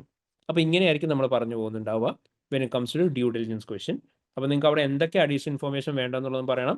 ആ information എന്തിനു വേണ്ടിയിട്ടാണ് obtain ചെയ്യുന്നത് എന്നുള്ളതായിരിക്കണം due ഡിലിജൻസിന്റെ ക്വസ്റ്റ്യൻസിൽ പറയേണ്ടി വരിക. First റിക്വയർമെന്റിനെ പറ്റി ഒന്ന് പറയോ? So first റിക്വയർമെന്റിന്റെ അകത്ത് നമ്മളോട് ചോദിച്ചേക്കുന്നത് ഡ്യൂ ഡിലിജൻസ് റിവ്യൂ നമ്മൾ ഈ കമ്പനിയുടെ അണ്ടർടേക്ക് ചെയ്യാണ്. സോ ബേസിക്കലി ഒരു കമ്പനിയുടെ ഡ്യൂ ഡിലിജൻസ് റിവ്യൂ അണ്ടർടേക്ക് ചെയ്യുന്ന സമയത്ത് ഒരു എക്സ്റ്റേണലി ഉള്ള ഒരു ഓഡിറ്റർ അല്ലെങ്കിൽ ഒരു പ്രാക്ടീഷണർ വന്നിട്ട് ഡ്യൂ ഡിലിജൻസ് റിവ്യൂ ചെയ്യുന്നത് കൊണ്ടുള്ള പൊട്ടൻഷ്യൽ ബെനിഫിറ്റ്സ് എന്തൊക്കെയാണെന്നാണ് ചോദിക്കുന്നത്. മനസ്സിലായോ? So it will be common to multiple questions. അതായത് വേറെ ഏത് ക്വസ്റ്റ്യൻ എടുത്തു കഴിഞ്ഞാലും സിനാരിയോ സ്പെസിഫിക് ആയിട്ട് മാത്രം ചെയ്താൽ മതി. അതായത് ഇപ്പോൾ ഇവിടെ ഒരു എക്സാമ്പിൾ പറയുകയാണെന്നുണ്ടെങ്കിൽ ഇവിടെ നമ്മളോട് ഓൾറെഡി ക്വസ്റ്റ്യനിൽ പറഞ്ഞിട്ടുള്ള കാര്യമാണ് ജേക്കബ് കമ്പനി എന്ന് പറയുന്ന company they are new into this industry. അപ്പോൾ അതുകൊണ്ട് അവർക്ക് അക്വിസിഷൻ നടത്താൻ അവർക്ക് ആ ഒരു ഇൻഡസ്ട്രിയിലുള്ള ബിസിനസ് നടത്താൻ പറ്റാത്തതുകൊണ്ടാണ് അവരെന്ത് ചെയ്യുന്നത് ലോക്കി കമ്പനി എന്ന് പറയുന്ന കമ്പനീനെ അക്യൂർ ചെയ്യാൻ പോകുന്നത്. അപ്പോൾ ഇവിടെ എന്തൊക്കെയാണ് ജേക്കബ് കമ്പനിക്ക് ഇങ്ങനെ ഒരു പൊട്ടൻഷ്യൽ ഡ്യൂ ഡിലിജൻസ് റിവ്യൂ നടത്തുന്നതുകൊണ്ട് കിട്ടുന്ന ബെനിഫിറ്റ്സ് എന്ന് ചോദിച്ചു കഴിഞ്ഞാൽ വൺ ഓഫ് ദ ബെനിഫിറ്റ് എന്തായിരിക്കും? ആഫ്റ്റർ അക്വിസിഷൻ ഇവർക്ക് ഈ ഒരു പർട്ടിക്കുലർ സ്പെസിഫിക് ഇൻഡസ്ട്രിയിൽ പ്രോപ്പർലി പെർഫോം ചെയ്യാൻ പറ്റുമെന്നുള്ളത് അറിയാൻ പറ്റും. 2, ഇവർ ചെയ്യുന്ന ഇൻവെസ്റ്റ്മെന്റ് എത്രയാണോ ആ ഇൻവെസ്റ്റ്മെന്റ് ബെനിഫിഷ്യൽ ആയിരിക്കുമോ എന്നുള്ളത് അറിയാൻ പറ്റും. ഇങ്ങനെയുള്ള കോമൺ പോയിന്റ്സ് നമ്മൾ സ്പെസിഫിക് ടു സിനാരിയോ ആക്കിയിട്ടായിരിക്കും പറയാൻ പോകുന്നത്. മനസ്സിലായോ? ഓക്കെ. സോ ഇങ്ങനെയായിരിക്കും നമുക്ക് ഡ്യൂ ഡിലിജൻസ് എൻഗേജ്മെന്റിന്റെ ക്വസ്റ്റ്യൻസ് വരുന്നുണ്ടാവുക. And just go through the part 1 of this question or any other question. നിങ്ങൾക്ക് ജസ്റ്റ് പൊട്ടൻഷ്യൽ ബെനിഫിറ്റ്സ് എന്തൊക്കെയാണെന്നുള്ളത് മനസ്സിലാവാൻ വേണ്ടിയിട്ട് നമ്മൾ ഓൾറെഡി ഇത് സെഷൻ എടുത്ത സമയത്ത് ഡിസ്കസ് ചെയ്തിട്ടുണ്ടായിരുന്നു along with the theory part. Okay. So ഇതാണ് നമുക്ക് ഡ്യൂ ഡിലിജൻസ് എന്ന് പറയുന്ന ഏരിയ. ചോദിക്കുമെന്ന് ഉറപ്പൊന്നുമില്ല. ഇപ്പം നമ്മൾ ഇന്ന് ഡിസ്കസ് ചെയ്ത കുറേ റാൻഡം ഏരിയാസ് ഉണ്ട്. അത്രയും ഏരിയാസിൽ നിന്ന് ഏതെങ്കിലും ഒരെണ്ണമായിരിക്കും ചോദിക്കുക. അതായത് ഇതെല്ലാം ഡെഫിനറ്റ്ലി ചോദിക്കില്ല. നമുക്ക് ഇന്ന് ഡിസ്കസ് ചെയ്ത അത്ര എണ്ണത്തിൽ നിന്ന് ചിലപ്പോൾ 1-2 മിക്സ് ആയിരിക്കും ചോദിക്കുക, അല്ലെങ്കിൽ ഒരു സിംഗിൾ ഏരിയ ആയിരിക്കും ചോദിക്കുന്നുണ്ടാവുക. ഇങ്ങനെയായിരിക്കും ക്വസ്റ്റ്യൻ വരിക. ഇനി നമുക്ക് one of the theoretic area ഉണ്ട്, മെയിൻ ഏരിയ ആയിട്ട്. അത് ചോദിക്കുമെന്ന് ഉറപ്പില്ല. ചോദിച്ചാൽ ഭയങ്കര രസമുള്ള ഏരിയ ആണ്. നിങ്ങൾക്ക് ഈസിലി മാർക്ക് സ്കോർ ചെയ്യാൻ പറ്റുന്ന ഏരിയ ആണ്. That's area of money laundering. പഠിച്ചു ഓർമ്മയുണ്ടോ?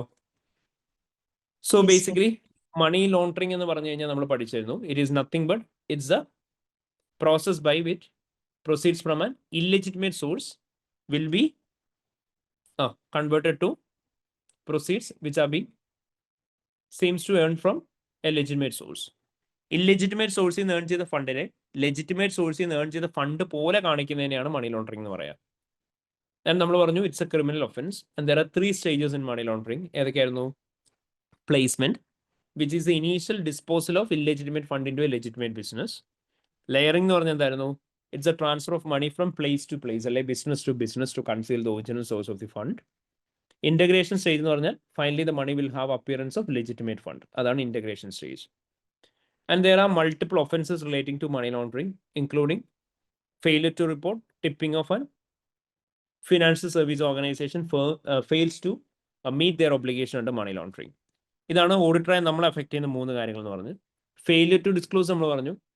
ഓഡിറ്ററായി നമ്മൾ money laundering related suspicious activities എന്തെങ്കിലും കണ്ടിട്ട് അത് മണി ലോണ്ടറിംഗ് റിപ്പോർട്ടിംഗ് ഓഫീസർ എന്ന് പറയുന്ന ഓഫീസറിന് അടുത്ത് റിപ്പോർട്ട് ചെയ്തില്ലെങ്കിൽ that will be a criminal offence.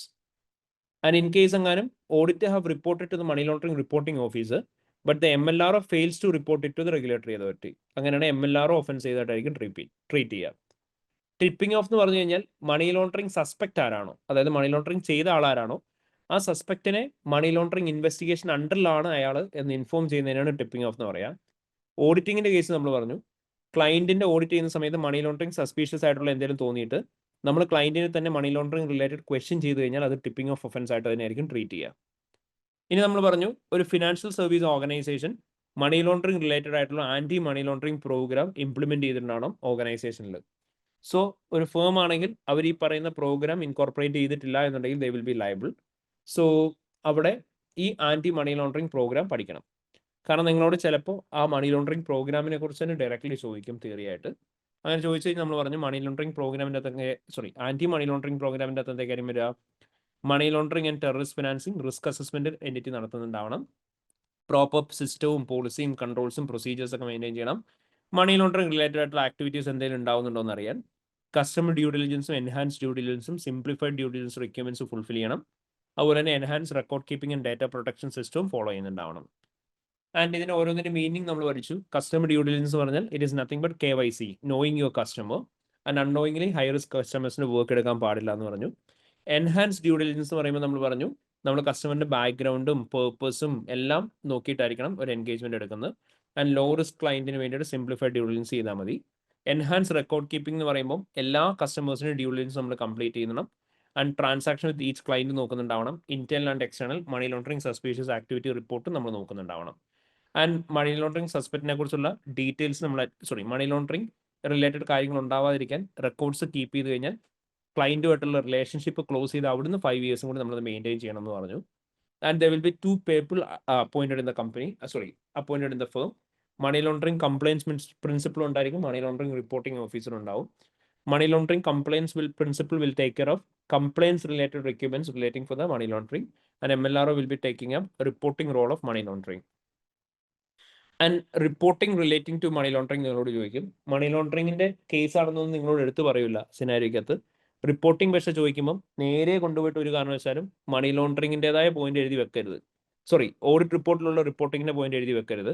പകരം മണി ലോണ്ടറിംഗിന്റെ റിപ്പോർട്ടിംഗ് ചോദിക്കുമ്പോൾ നിങ്ങൾ അവിടെ എന്തൊക്കെയായിരിക്കും നോക്കേണ്ടത്? നിങ്ങൾ ആദ്യം പറയേണ്ടത് മണി ലോണ്ടറിംഗ് റിലേറ്റഡ് ആയിട്ടുള്ള ഒരാളെ കമ്പനിയിൽ അപ്പോയിന്റ് ചെയ്യണം, അതാണ് MLRO. അത് നമ്മൾ പറഞ്ഞു ഓർഗനൈസേഷൻ്റെ അകത്ത് ആർക്കെങ്കിലും സസ്പീഷ്യസ് ആയിട്ടുള്ള എന്തെങ്കിലും തോന്നിക്കഴിഞ്ഞാൽ അത് റിപ്പോർട്ട് ചെയ്യേണ്ട ആരുടെ അടുത്താണ്? MLROയുടെ അടുത്താണ്. MLRO എന്ത് ചെയ്യണം? ആസ് സസ്പീഷ്യസ് ആയിട്ടുള്ള ആക്ടിവിറ്റീസ് ആൾക്ക് കിട്ടിയേക്കുന്ന എവിഡൻസിന്റെ ബേസിസിൽ എന്തെങ്കിലും ഉണ്ടോ എന്ന് ശരിക്കും നോക്കണം. ഉണ്ട് എന്ന് തോന്നിക്കഴിഞ്ഞാൽ MLRO എന്ത് ചെയ്യാം? ഫിനാൻഷ്യൽ ഇന്റലിജൻസ് യൂണിറ്റിലെ നാഷണൽ ക്രൈം ഏജൻസിയുടെ അടുത്ത് റിപ്പോർട്ട് ചെയ്യാം. And MLRO standard form complete ചെയ്യണം എന്ന് പറഞ്ഞു. അവിടെ സസ്പെക്ടിന്റെ നെയിമും അഡ്രസ്സും അതുപോലെ നാഷണാലിറ്റിയും കാര്യങ്ങളൊക്കെ മെൻഷൻ ചെയ്യണം. ഐഡന്റിഫിക്കേഷൻ അല്ലെ റെഫറൻസസ് പറയാം. സസ്പീഷ്യസ് ആയിട്ട് നിങ്ങൾക്ക് തോന്നിയ കാര്യങ്ങൾ എന്തൊക്കെയാണെന്നുള്ള പറയണം. വേറെ എന്തെങ്കിലും റെലവെന്റ് ഇൻഫർമേഷൻ ഉണ്ടെങ്കിൽ അതും കൊടുക്കണം. ഇതാണ് മണി ലോണ്ടറിംഗിന്റെ റിപ്പോർട്ടിംഗ്. ആൻഡ് നമ്മൾ എത്തിക്കൽ ഗൈഡൻസ് ഓൺ മണി ലോണ്ടറിംഗ് പഠിച്ചിരുന്നു. അതായത് ഇവിടെ നമുക്ക് ഒരു എത്തിക്കൽ ഡിലേമ ഉണ്ടാവും എന്ന് പറഞ്ഞു. അതായത് ആസ് എൻ ACCA മെമ്പർ എന്നുള്ള രീതിയിൽ നിങ്ങളുടെ ഡ്യൂട്ടിയാണ്, അല്ലെങ്കിൽ ആസ് എ പ്രൊഫഷണൽ എന്നുള്ള രീതിയിൽ ഒരു ഓഡിറ്റിംഗ് പ്രൊഫഷണൽ എന്നുള്ള രീതിയിലുള്ള നിങ്ങളുടെ ഡ്യൂട്ടിയാണ് കോൺഫിഡൻഷ്യാലിറ്റി മെയിൻറ്റെയിൻ ചെയ്യുക എന്നുള്ളത്. And as A citizen for the country നിങ്ങളുടെ ഒരു ഡ്യൂട്ടിയാണ് മണി ലോണ്ടറിംഗ് റിലേറ്റഡ് ആയിട്ടുള്ള ക്രിമിനൽ ഒഫൻസ് എന്തെങ്കിലും കണ്ട് റിപ്പോർട്ട് ചെയ്യുക എന്നുള്ളത്. അപ്പോൾ ഇത് രണ്ടും തമ്മിലുള്ള കോൺഫ്ലിക്റ്റ് ഉണ്ടാവും. ഒരിടത്ത് കോൺഫിഡൻഷ്യാലിറ്റി മെയിൻറ്റെയിൻ ചെയ്യണം, ഒരിടത്ത് റിപ്പോർട്ട് ചെയ്യണം. അപ്പോൾ നമ്മളോട് പറയായിരുന്നു ഗുഡ് ഫെയ്ത്തിലാണ്, വിത്ത് റീസണബിൾ ഗ്രൗണ്ട്സ് ആണ് നിങ്ങൾ റിപ്പോർട്ട് ചെയ്യുന്നുണ്ടെങ്കിൽ it will not be treated as a breach of confidentiality, നിങ്ങൾക്ക് അത് റിപ്പോർട്ട് ചെയ്യാം. ബട്ട് ബാഡ് ഫെയ്ത്തിലാണ്, without having any reasonable grounds ആണ്, ഒരു സംശയം തോന്നാതെ നിങ്ങൾ വിളിച്ചാൽ പറയാണ് ഇവർ മണി ലോണ്ടറിങ് ചെയ്യുന്നുണ്ടെന്ന്. So in that case you will be liable. അതാണ് നമ്മൾ പറഞ്ഞ് money laundering related suspicious activities എല്ലാം നോക്കിയിട്ട് നിങ്ങൾക്ക് അവിടെ റീസണബിൾ ഗ്രൗണ്ട്സിൽ അത് ക്ലെയിം ചെയ്യാൻ പറ്റുന്നുണ്ടെങ്കിൽ മാത്രമേ റിപ്പോർട്ട് ചെയ്യാവുള്ളൂ. അല്ലാന്നുണ്ടെങ്കിൽ അത് ബ്രീച്ച് ഓഫ് കോൺഫിഡൻഷ്യാലിറ്റി ആയിട്ട് ട്രീറ്റ് ചെയ്യും. ഇനി ശരിക്കും സസ്പീഷ്യസ് ആയിട്ടുള്ളതാണെന്നുണ്ടെങ്കിൽ അത് ബ്രീച്ച് ഓഫ് കോൺഫിഡൻഷ്യാലിറ്റി ആയിട്ട് ട്രീറ്റ് ചെയ്യത്തില്ല. ക്ലിയർ ആയോ? Yes sir. ഓക്കെ. ഇനി നമ്മൾ ലാർക്കാൻകോ എന്ന് പറഞ്ഞിട്ടൊരു ക്വസ്റ്റ്യൻ അവിടെ ചെയ്തിട്ടുണ്ടായിരുന്നു. ലാർക്കാൻകോ എന്ന് പറഞ്ഞൊരു ക്വസ്റ്റ്യൻ ആയിരുന്നു നമ്മൾ മണി ലോണ്ടറിംഗ് റിലേറ്റഡ് ആയിട്ടുള്ളത് ചെയ്തിട്ടുണ്ടായിരുന്നു. ലാർക്കാൻകോയുടെ പാർട്ട് ബി, ഹെറോൺ കമ്പനി എന്ന് പറഞ്ഞിട്ട്. അപ്പോൾ നിങ്ങൾക്ക് ഒരിക്കലും സിനാരിക്കകത്ത് ഇത് മണി ലോണ്ടറിംഗ് റിലേറ്റഡ് റിപ്പോർട്ടിംഗ് ആണ് എന്ന് പറഞ്ഞ് തരില്ല. അപ്പോൾ ഇത് നമ്മൾ ചെയ്തതാണോ ഒന്ന് എല്ലാവരും ഒന്നും കൂടെ സ്വന്തമായിട്ട് ചെയ്ത് നോക്കുക. അപ്പോൾ സിനാരിയോക്കകത്ത് നിന്ന് ആദ്യം ഇത് മണി ലോണ്ടറിംഗ് റിലേറ്റഡ് ആക്ടിവിറ്റി ആണെന്നുള്ളത് നിങ്ങൾ കണ്ടുപിടിക്കണം. കാരണം സിനാരിയോക്കകത്ത് ജസ്റ്റ് ഇങ്ങനെയായിരിക്കും ചോദിക്കുന്നുണ്ടാവുക. Discuss the implication of the circumstances described in the audit seniors note, nature of reporting which should be taken place in respect of Heron company. നിങ്ങളോട് ചോദിക്കും ഓഡിറ്റ് സീനിയറിന്റെ നോട്ടിൻ്റെ അകത്ത് പറഞ്ഞേക്കുന്ന സർക്കംസ്റ്റൻസസിന്റെ ഇംപ്ലിക്കേഷൻ എന്തൊക്കെയാണ്, എന്ത് തരത്തിലുള്ള റിപ്പോർട്ടിംഗ് ആണ് വേണ്ടതെന്നായിരിക്കും നിങ്ങളോട് ചോദിക്കുന്നുണ്ടാവുക. അപ്പോൾ ഇങ്ങനെ ഒരു ചോദ്യം ചോദിക്കുന്ന സമയത്ത് നിങ്ങൾ അപ്പോൾ എപ്പോഴും ചെയ്യേണ്ടത് എന്തായിരിക്കും? നിങ്ങൾ ഇവിടെ ജനറൽ ആയിട്ട് ഒരേ ഒരു കാര്യം മാത്രം ചെയ്താൽ മതി. സിനാരിയോക്കകത്ത് പറഞ്ഞേക്കുന്നത് എന്താണെന്നുള്ളത് നോക്കുക. സിനാരിയോക്കകത്ത് ഇതൊരു മണി ലോണ്ടറിംഗ് ആണോ എന്ന് കണ്ടുപിടിക്കാൻ വേണ്ടിയിട്ട് നിങ്ങൾ ചെയ്യേണ്ടത് ഫ്രോഡ് പോലെയുള്ള എന്തെങ്കിലും ട്രാൻസാക്ഷനെ കുറിച്ചായിരിക്കും പറഞ്ഞിട്ടുണ്ടാവുക. ഓക്കെ, ഫ്രോഡിനെ കുറിച്ച് മെൻഷൻ ചെയ്തിട്ടുണ്ടാവില്ല, ഫ്രോഡ് പോലെ എന്തെങ്കിലും ഫ്രോഡ് ലൈക്ക് ആയിരിക്കും ട്രാൻസാക്ഷൻ പറഞ്ഞിട്ടുണ്ടാവുക. നിങ്ങളൊരു ക്വസ്റ്റ്യൻ പറഞ്ഞിട്ടുണ്ടാവും ക്യാഷ് ബേസ്ഡ് ബിസിനസ് ആണെന്നുള്ളത് പറഞ്ഞിട്ടുണ്ടാവും. അതുപോലെ തന്നെ നിങ്ങളോട് പറയും ഓണർ മാനേജ്ഡ് ബിസിനസ് ആണ് എന്ന് പറഞ്ഞിട്ടുണ്ടാവും. ദെൻ പുതിയൊരു ഫണ്ട് ഇൻട്രൊഡ്യൂസ് ചെയ്തിട്ടുണ്ടാവും. ആ ഫണ്ടിന് പ്രത്യേകിച്ച് റീസണബിൾ ബാക്ക്ഗ്രൗണ്ട്സ് ഒന്നും ഉണ്ടാവില്ല.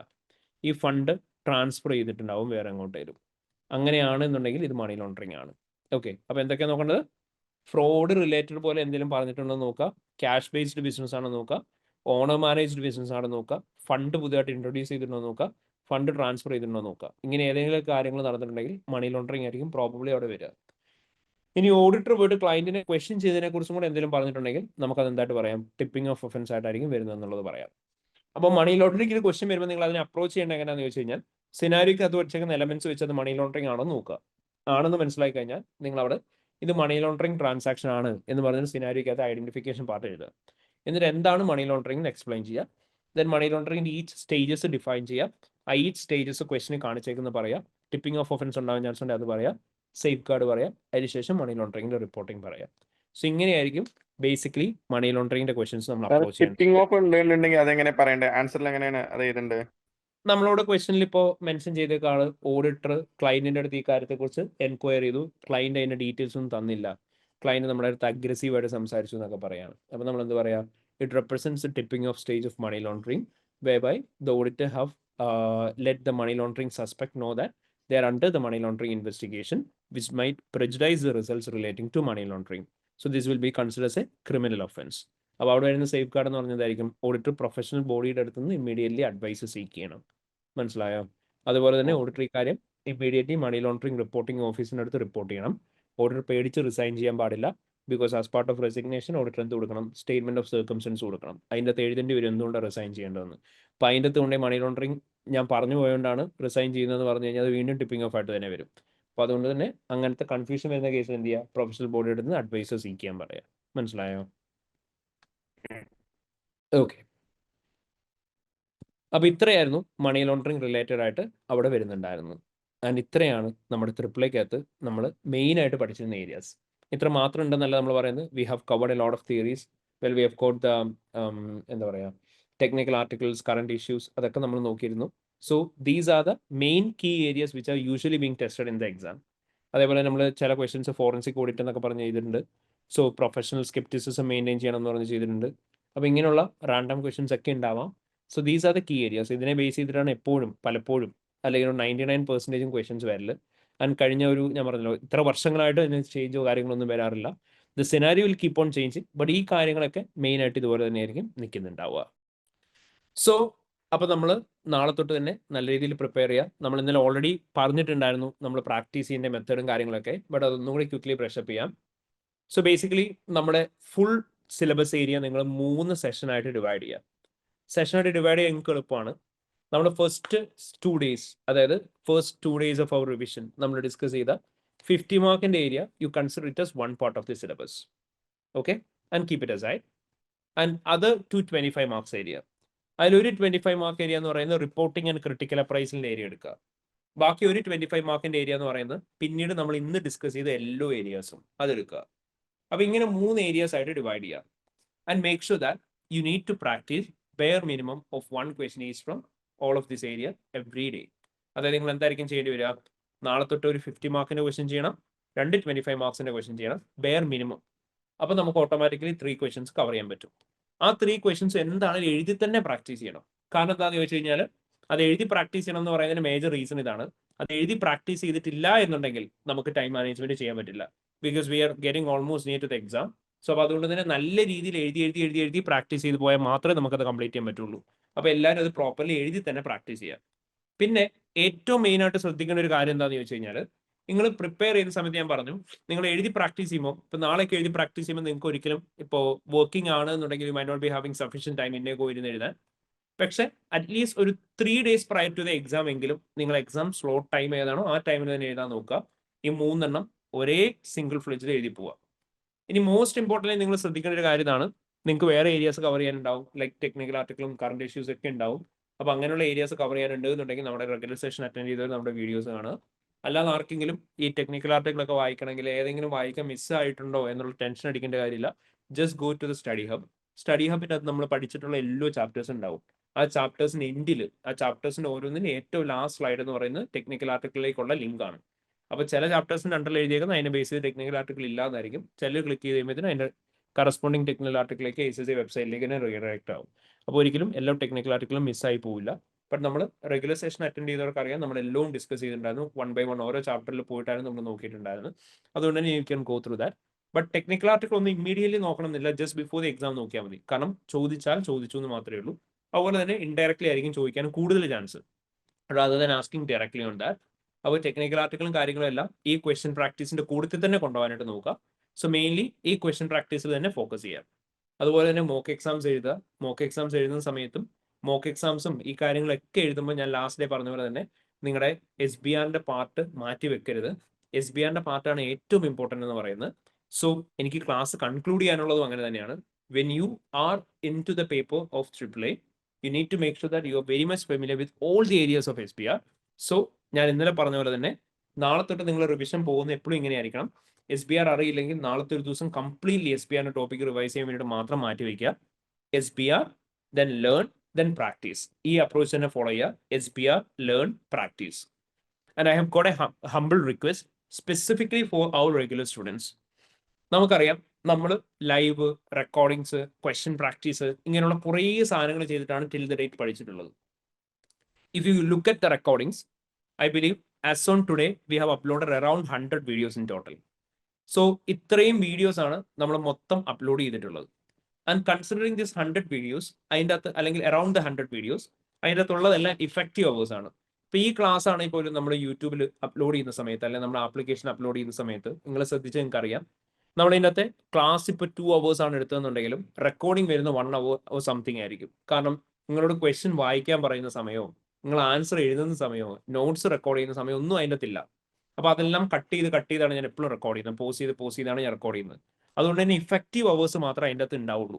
അപ്പോൾ അതിൻ്റെ അകത്തുള്ള ഒരു പ്രോബ്ലം എന്താണെന്ന് ചോദിച്ചു കഴിഞ്ഞാൽ, നിങ്ങൾ ഈ പറയുന്ന റിവിഷൻ ക്ലാസ് ഇപ്പോൾ നമ്മൾ കഴിഞ്ഞ 4 days എടുക്കുക, പക്ഷേ റെക്കോർഡിംഗ് നോക്കുമ്പോൾ മൊത്തം മാക്സിമം ഒരു 6 hours ഉണ്ടാവുള്ളൂ. അപ്പോൾ 6 hours കൊണ്ട് കണ്ടു തീർക്കാൻ പറ്റുമോ ഈ റെക്കോർഡിംഗ്? ഇല്ല. കാരണം നിങ്ങളും ക്വസ്റ്റ്യൻ വായിക്കാൻ പറയുമ്പോൾ പോസ് ചെയ്തിട്ടായിരിക്കും വായിച്ചു വന്നിട്ടുണ്ടാവുക. So approximately you might have taken more than 8 hours ഈ റെക്കോർഡിംഗ് അറ്റൻഡ് ചെയ്യാൻ. സോ സെയിം ലൈക്ക് ദാറ്റ് നമ്മുടെ ആപ്ലിക്കേഷനുള്ള റെക്കോർഡിങ്സ് അറ്റൻഡ് ചെയ്യണം എന്നുണ്ടെങ്കിൽ ഇറ്റ്സ് ഓൾമോസ്റ്റ് അറൌണ്ട് ഒരു 140 hours ഒക്കെ വരുന്ന ക്ലാസ് ആണത്. അപ്പം ഒരു കാരണവശാലും നാളെ ഇരുന്നിട്ട് ഓരോ ടോപ്പിക്കിന്റെ ക്ലാസ് കാണാമെന്ന് വിചാരിക്കരുത്. അത് ഭയങ്കര അബദ്ധമാണ്.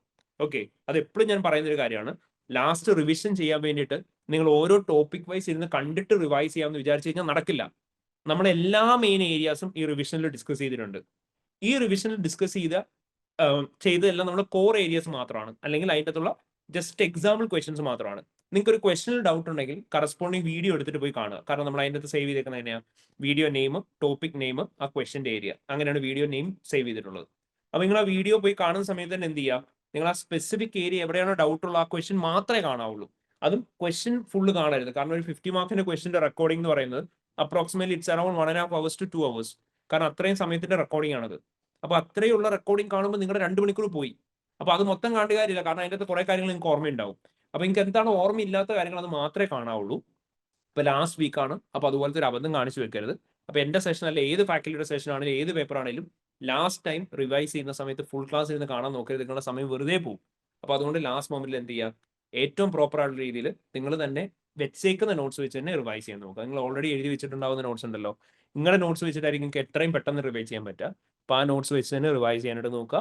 അതേപോലെ തന്നെ നിങ്ങൾ എപ്പോഴും ശ്രദ്ധിക്കേണ്ട ഒരു കാര്യമാണ്, ഞാൻ പറഞ്ഞ പോലെ തന്നെ practice practice practice practice. It's all about practice. Triple it's all about practice.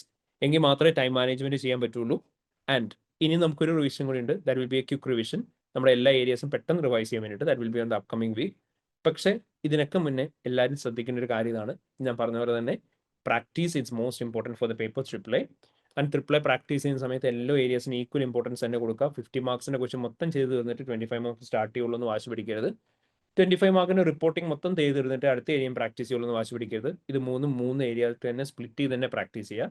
And for the final exam make sure that final exam എഴുതുന്ന സമയത്ത് ഒരു കാരണവശാലും ഒരു ക്വസ്റ്റ്യൻ തന്നെ മൊത്തം തീർക്കാൻ വേണ്ടിയിട്ട് വാശി പിടിച്ച് നിൽക്കരുത്. Give equal time for each question. Equal time in the sense according to the mark. Mark നോക്കിയിട്ട് അതിനനുസരിച്ച് പ്രൊപ്പോർഷനേറ്റ് ടൈം കൊടുക്കുക ഓരോ ക്വസ്റ്റിനും. ആൻഡ് സ്പെസിഫൈഡ് ടൈം പീരീഡ് തന്നെ ക്വസ്റ്റ്യൻസ് കംപ്ലീറ്റ് ചെയ്യാനായിട്ട് നോക്കുക. എങ്കിൽ മാത്രമേ പാസ് ആവുള്ളൂ. ഞാൻ പറഞ്ഞു, പാസ് ആവാനായിട്ടുള്ള ചാൻസ് കൂടണം എന്നുണ്ടെങ്കിൽ എല്ലാ ക്വസ്റ്റിനും ഒരേ രീതിയിൽ തന്നെ ചെയ്യണം. ഒരു ക്വസ്റ്റ്യൻ സൂപ്പറായിട്ട് എഴുതിക്കൊണ്ട് ഒരിക്കലും പാസ്സാവില്ല. അപ്പോൾ അത് കാരണം കൊണ്ട് ആ കാര്യം പ്രത്യേകം ശ്രദ്ധിക്കുക. അപ്പോൾ എല്ലാവരും ഈ അറ്റംപ്റ്റിൽ തന്നെ പാസ്സാവണം. ട്രിപ്പിൾ എന്ന് പറയുന്ന കമ്പാരിറ്റീവ്ലി ഭയങ്കര എളുപ്പമായിട്ടുള്ള പേപ്പർ. ചിലർ ഭയങ്കര സുഖമായിട്ട് പാസ്സായി പോകും, ചിലർ ഭയങ്കര ഡിഫിക്കൽട്ടാണ് പാസ്സാവാൻ. And it's all about practice. അപ്പോൾ അതുകൊണ്ട് തന്നെ എല്ലാവരും നല്ല രീതിയിൽ പ്രാക്ടീസ് ചെയ്യുക, ഏറ്റവും പ്രോപ്പർലി പ്രാക്ടീസ് ചെയ്യുക, നല്ല രീതിയിൽ തന്നെ SBR റിവൈസ് ചെയ്യാൻ നോക്കുക. എന്നിട്ട് എല്ലാവരും ഈ അറ്റംപ്റ്റിൽ തന്നെ ക്ലിയർ ചെയ്യുക. Okay, all right. അപ്പോൾ ഇത്രയും കാര്യങ്ങളാണുള്ളത്. So we will continue with our regular sessions. And അതിൻ്റെ അപ്ഡേറ്റ്സ് നമ്മുടെ ഗ്രൂപ്പിൽ ആസ് യൂഷ്വൽ ഷെയർ ചെയ്യും. അതുപോലെ തന്നെ എല്ലാവരും മോക്ക് എക്സാമിന് വേണ്ടിയിട്ട് പ്രിപ്പയർ ചെയ്യാം. But mock exams is just part of your journey. അല്ലെങ്കിൽ എങ്ങനെയായിരിക്കും എക്സാമിന് വരുന്നത് എന്നുള്ളത് വേണ്ടിയിട്ട് മാത്രം ചിന്തിച്ചാൽ മതി. മോക്ക് എക്സാമിന് വേണ്ടിയിട്ട് ആരും പ്രിപ്പയർ ചെയ്യേണ്ട. മോക്ക് എക്സാം ഒരു സൈഡിലൂടെ പോയിക്കോളും. നിങ്ങൾ എക്സാമിന് വേണ്ടിയിട്ട് തന്നെ പ്രിപ്പയർ ചെയ്താൽ മതി. Okay, all right. So all the very best everyone. അപ്പോൾ എല്ലാവരും നല്ലപോലെ പ്രാക്ടീസ് ചെയ്യുക. And thank you so much. Thank U.